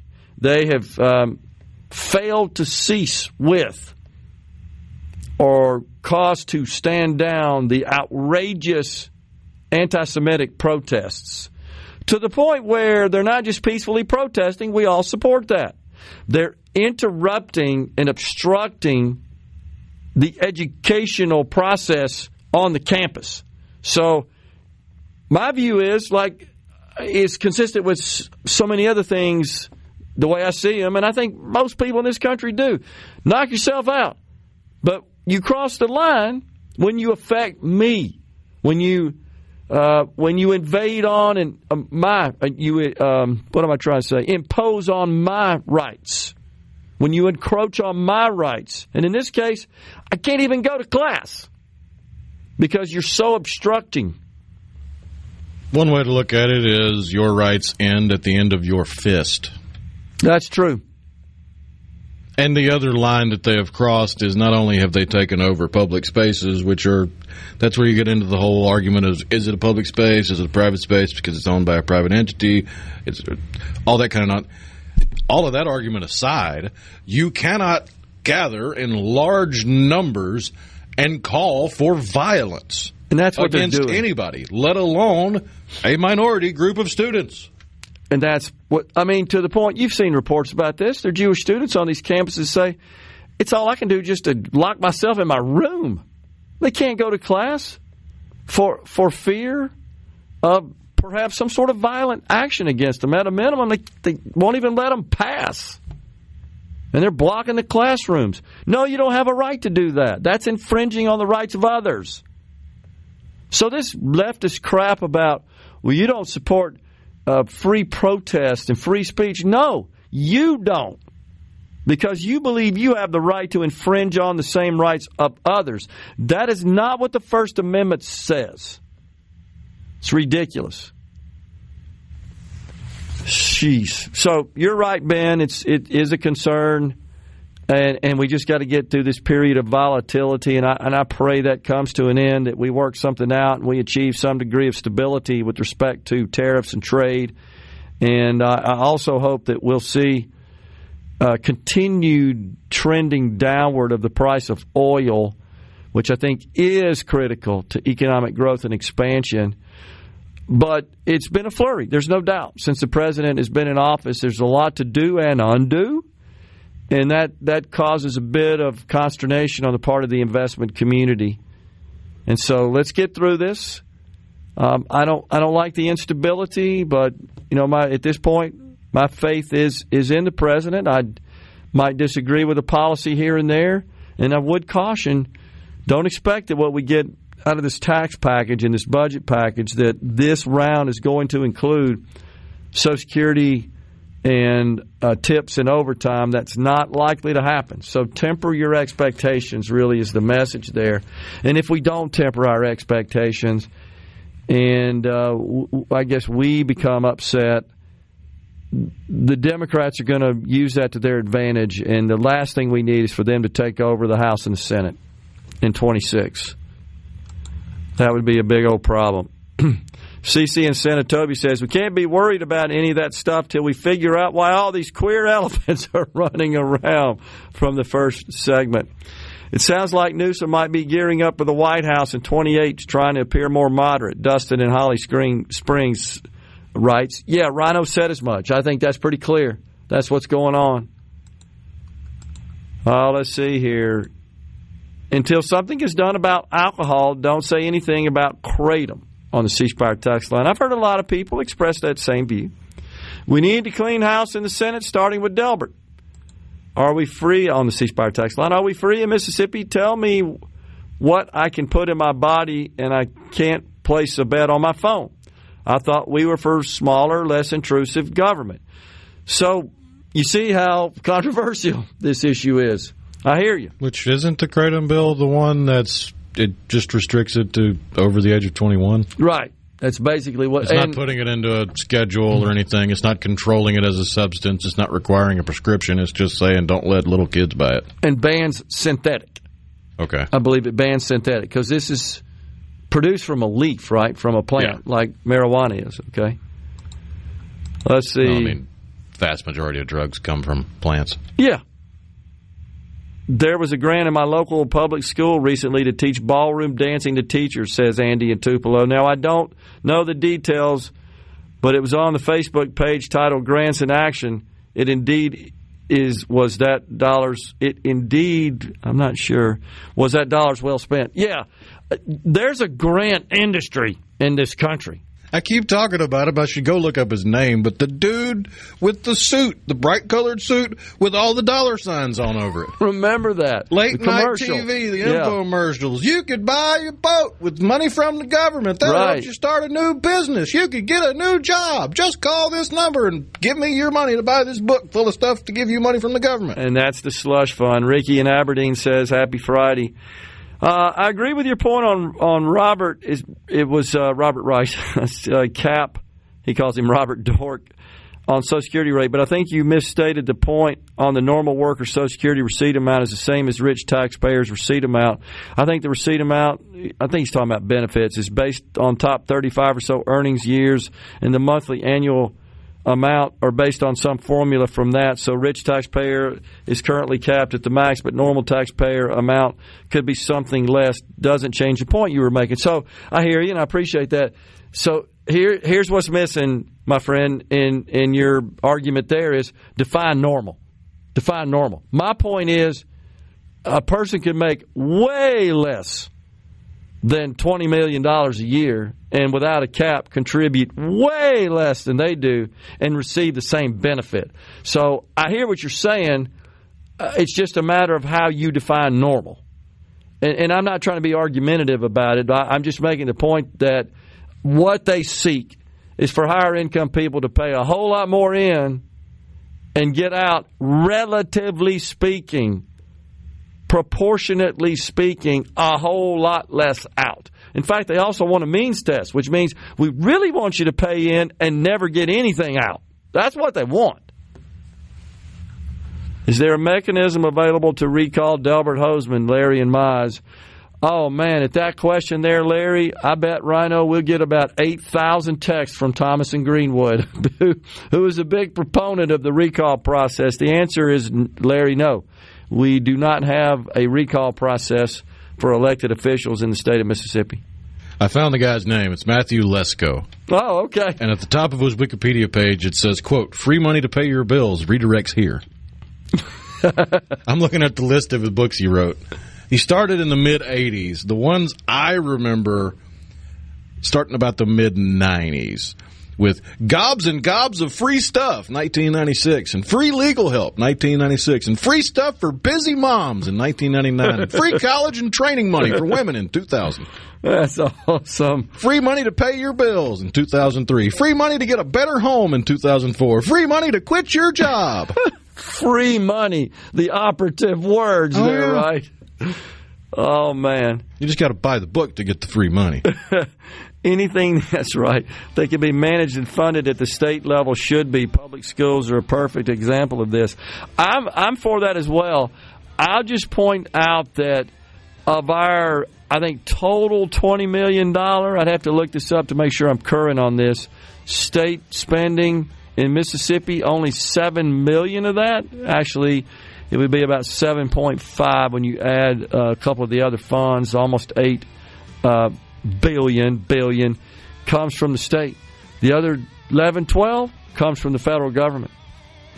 So I'm with you, and I've said on the show, I think we ought to strongly consider just transferring the Medicaid program to the state level. That means we lose about $7.5 billion a year from the federal government, which is bigger than our general fund budget. If we were to keep it the same as it is now, we'd have to raise taxes. Coming right back. Stay with us. Helium Corp. Gerard Gibert. Going beyond the headlines, breaking down the stories that matter to Mississippi. Middays with Gerard on SuperTalk Mississippi.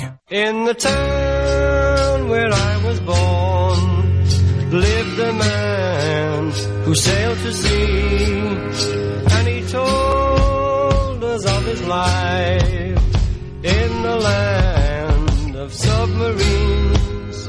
So we say, well, that's the Fab Four's iconic drummer Ringo Starr on lead vocals on that tune.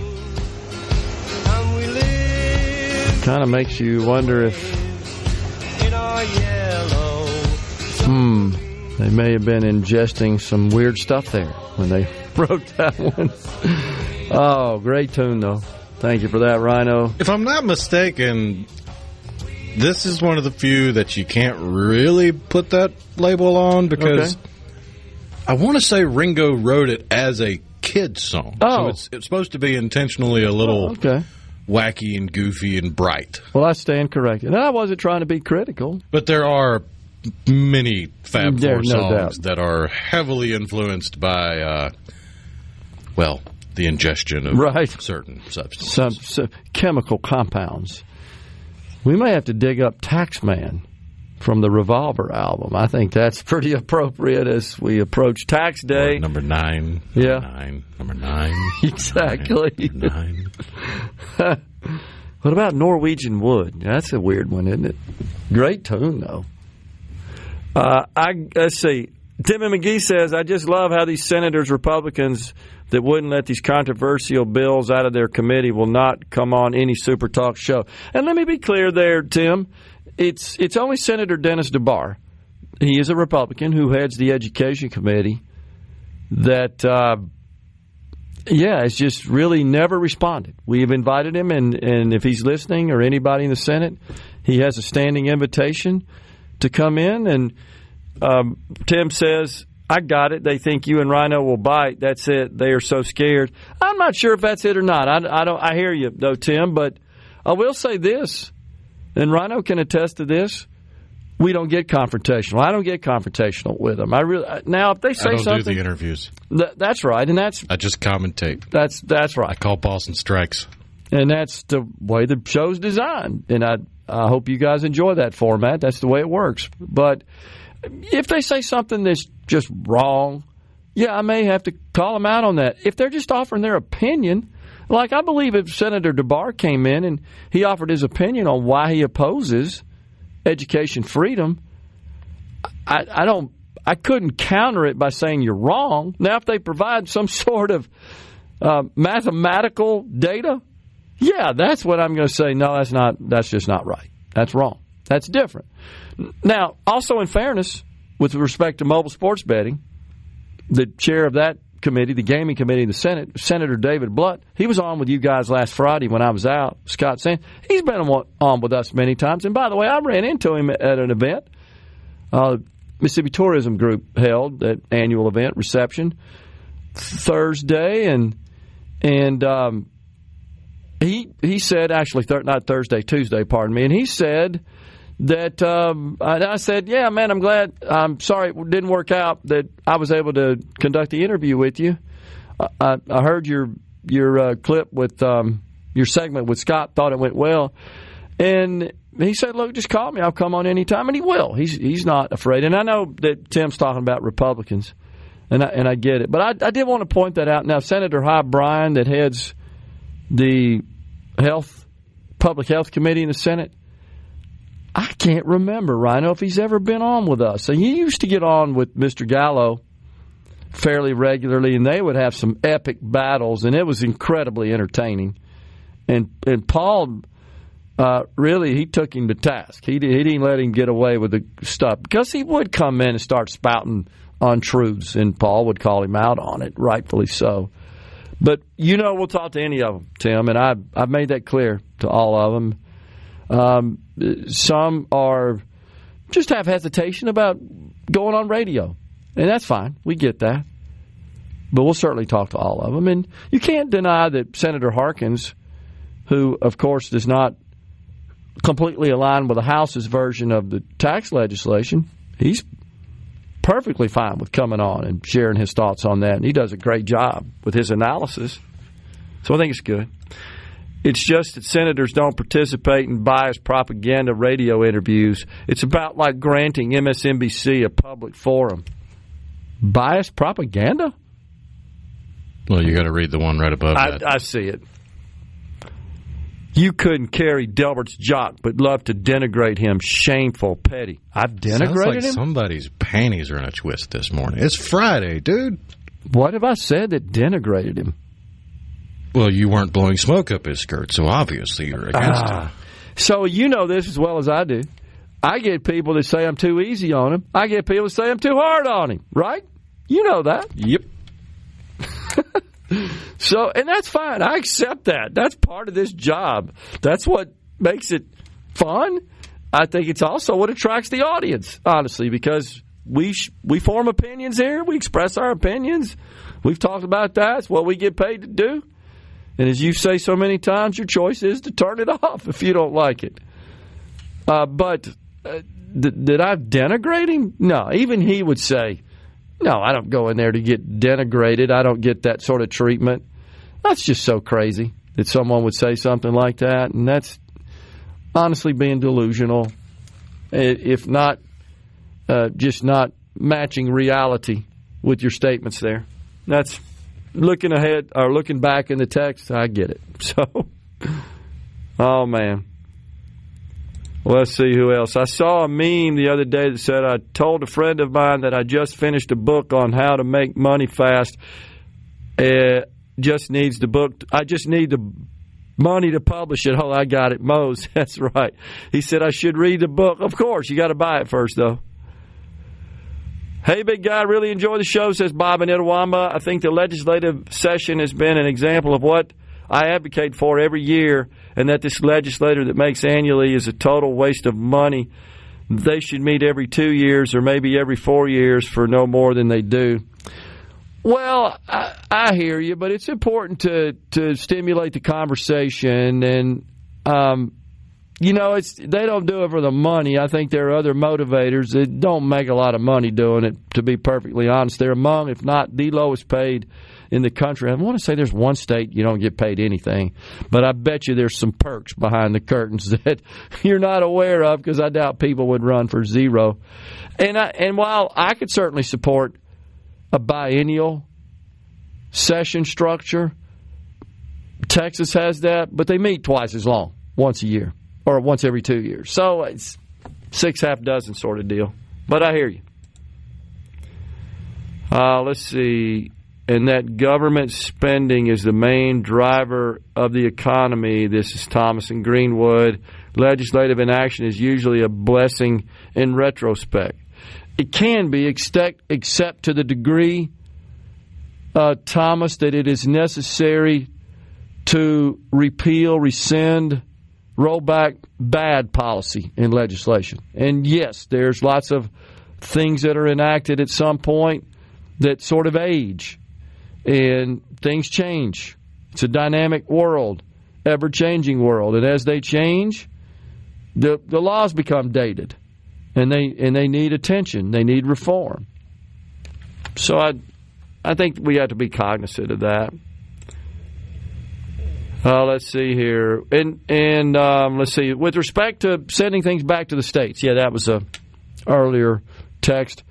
We rely so heavily on the federal government. It ought to be our goal to wean ourselves off the federal largesse, because what that really means is we're relying on, to some extent, tax dollars coming from other states just because of their affluence. But forget that. We rely too much on the pipeline of money that comes down from the federal government, and that's found primarily in the Medicaid program. And that's without expanding Medicaid. That's just the basic standard Medicaid program. Of course, the Democrats are all freaking out over possible cuts to Medicaid. I support those cuts to Medicaid at the federal level for the Democrats' benefit to know. However, if the state wants to continue, let the state have more control, more latitude, more purview over what that safety net program should look like and who would be eligible for it and all the parameters around that, and then fund it accordingly. That would work perfectly fine for me. It's the way you could really see a major dent in the deficit, more so than kind of what's happening now with respect to rooting out wasteful spending, because it's such a big amount. Send that back to the states. Let them run it. I just want everyone to have a good time, says Jason in Starkville. I hear you. Rhino, if you run across the contract for watering those plants and it's open, forward it to me immediately. I'll do it for $50K, says Chad in Van Cleve. I may outbid you on that one. I bet you that's right. Yeah, that's unbelievable. That's great. White House is going to hold its very first crypto summit. I would have thought that would have propped the price up, but it's really hadn't seen a lot of positive movement of late. You might see it when the summit actually happens. You could be right. Until then, people are still like, I don't know about this. Yeah, the Dow now turned around a nice little rally, up 164. The NASDAQ up 53, the 10-year. It's up to 4.3. That's better than the 4.9 it has been. Final segment after this.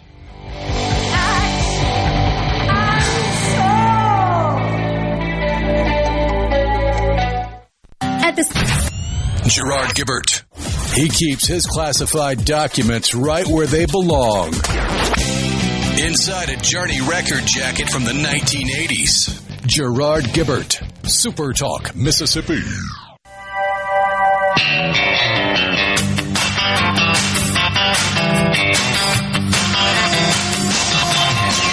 We're back with you in the Element Wealth studio. Final segment of the week. Wanted to pass this on. We were talking about this earlier, school choice and the roadblocks we run into in the state of Mississippi, but more specifically, it's in the Mississippi State Senate.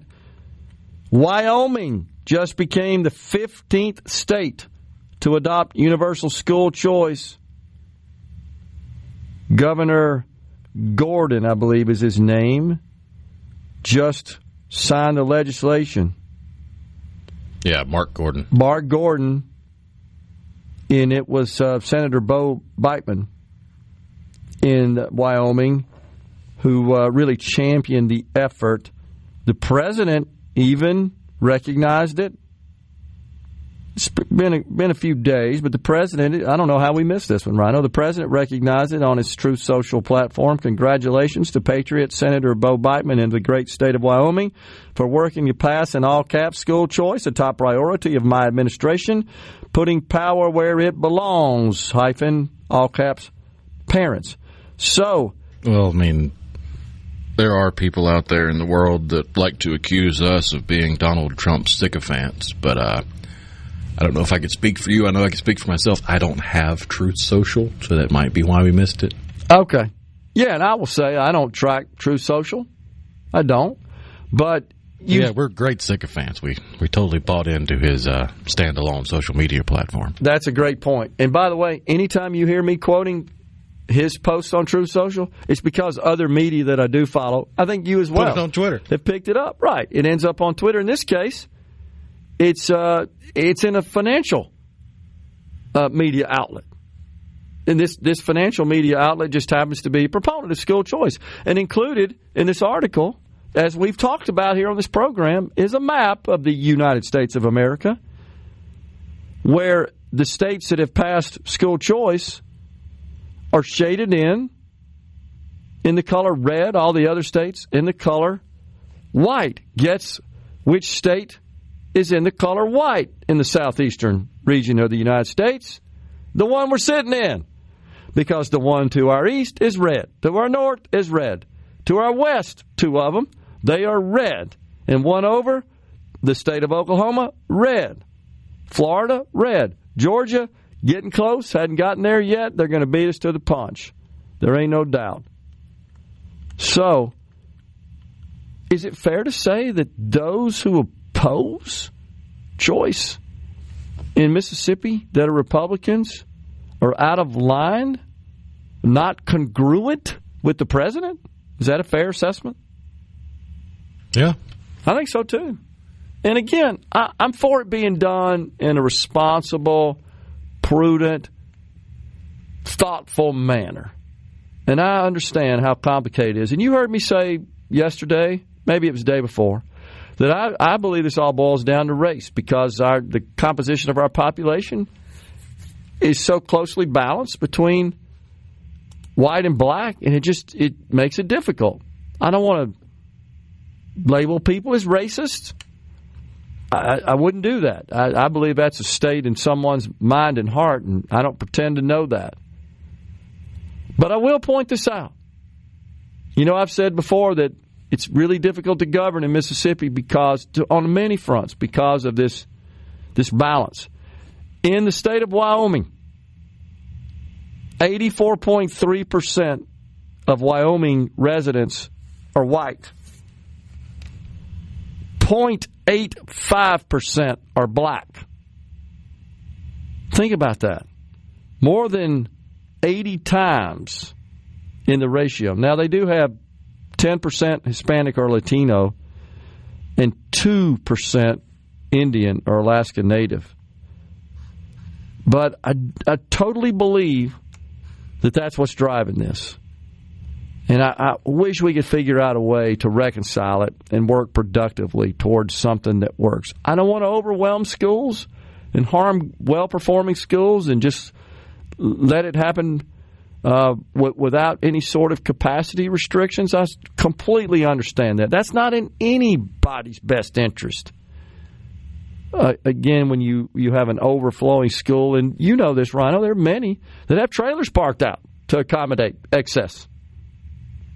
And what that tells you is that they probably need to add on to the existing school or build a new one or something. That costs money, no doubt about it. But you've also got more students. You're getting more money for that purpose, and you would have to presume that you got more money moving or more people moving into the district, and they're paying taxes for that purpose as well. So, man, I just hope we can work this out. I don't really want to scold anybody for their position here. I really want to get around the table and figure out what could you live with. Let's get something done. At a minimum, let's take some baby steps here.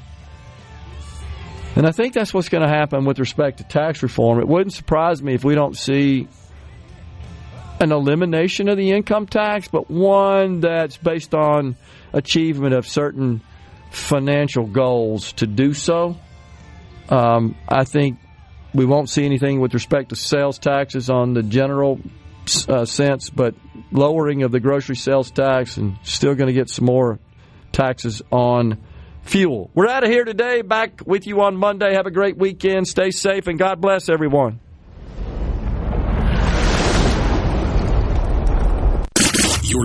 Mid-Delta Auction is holding 2 March auctions, a spring equipment auction Thursday, March the 20th in Greenwood, plus a retirement auction at Ewing Farm in Anguilla on Thursday, March the 13th. Visit mdauction.com for details on both. That's mdauction.com. We'll see you there. A SuperTalk Mississippi media production.